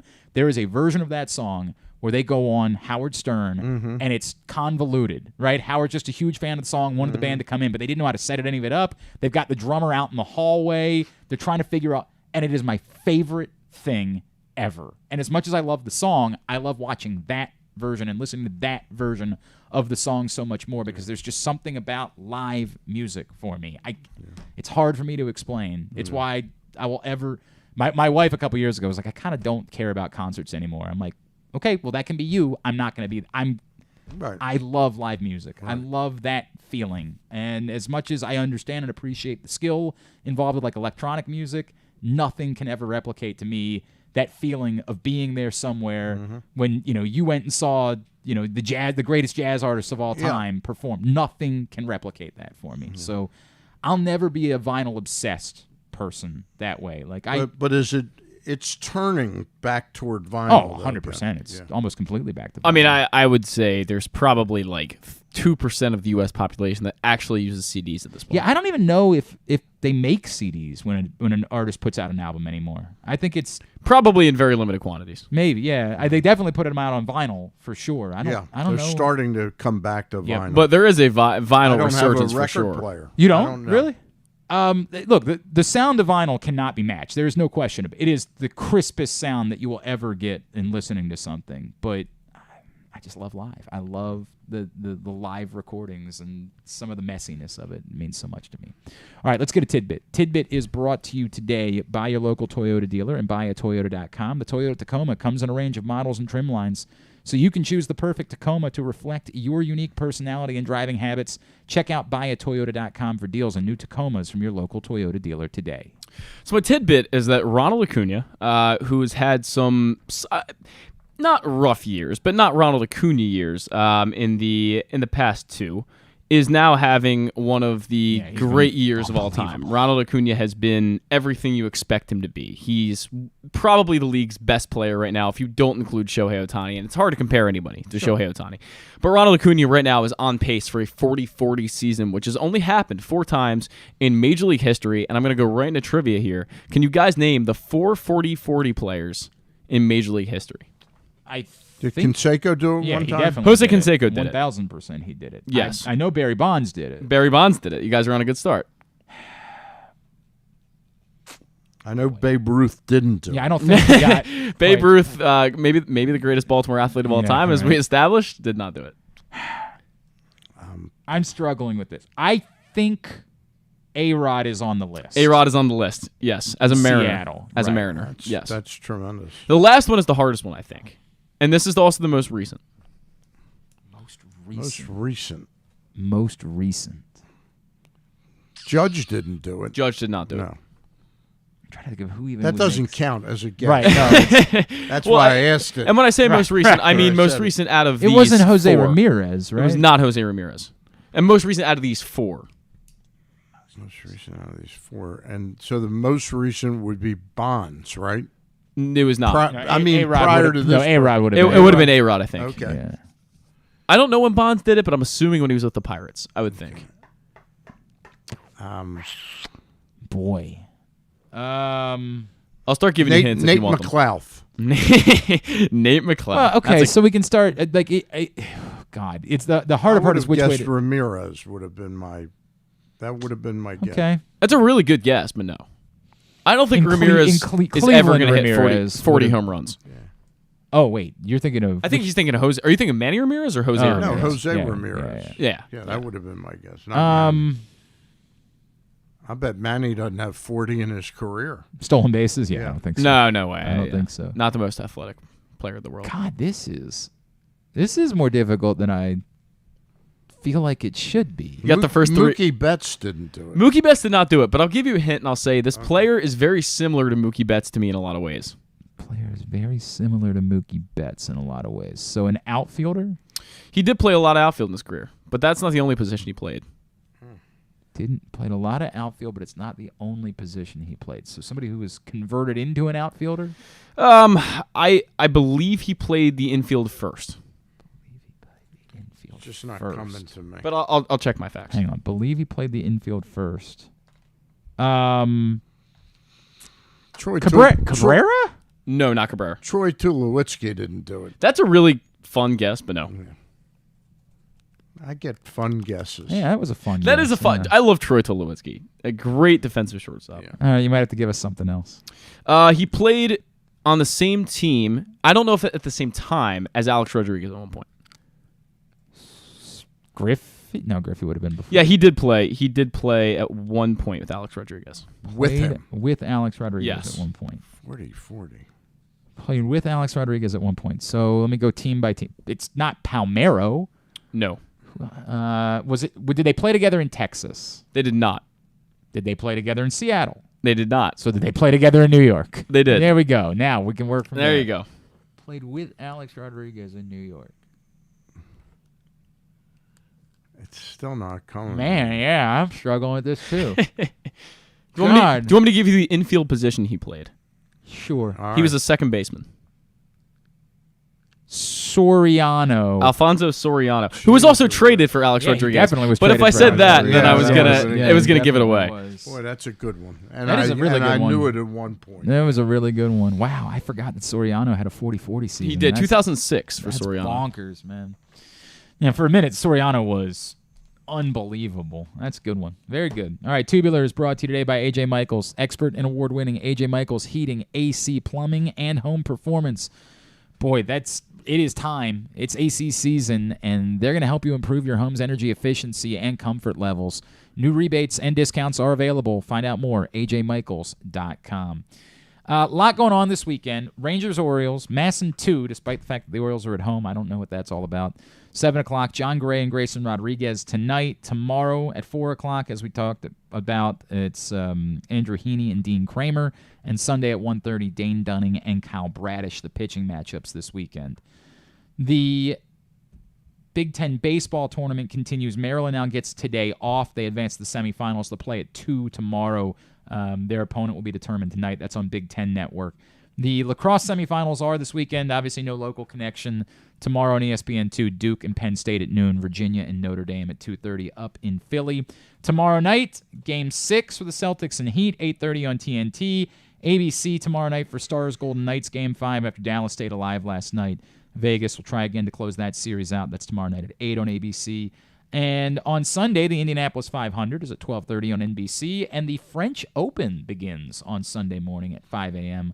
on the Tennis Channel. So if you need me for the next 2 weeks, you'll know where to find me. I will be watching tennis. Everything else, find out at glennclarkradio.com. It is a big weekend for finales. The series finale of Succession is Sunday night on HBO. The series finale of Barry is Sunday night on HBO. The series finale of Marvelous Mrs. Maisel is airing right now on Amazon Prime. So you can check all of those things out. Zach, tomorrow morning, you guys are on 10 to noon. We are on 10 to noon. Talking Yes, sir. baseball. We're talking baseball. Stan the Fan. Yeah. Stan the Fan will be Very there. good. That's what you Stan the Fan will be there if he still wants to be. Yes, that's I still want to be. There you go. That's the bat around tomorrow morning from That's 10 to me, a noon. wannabe. I will be with you by myself Sunday from 1 to 4 on 105.7 The Fan, and then Rita and I will be on 6 to 9 a.m. on Monday morning. We'll be filling in for the morning show on Monday morning for the holiday. So no GCR on Monday for the holiday.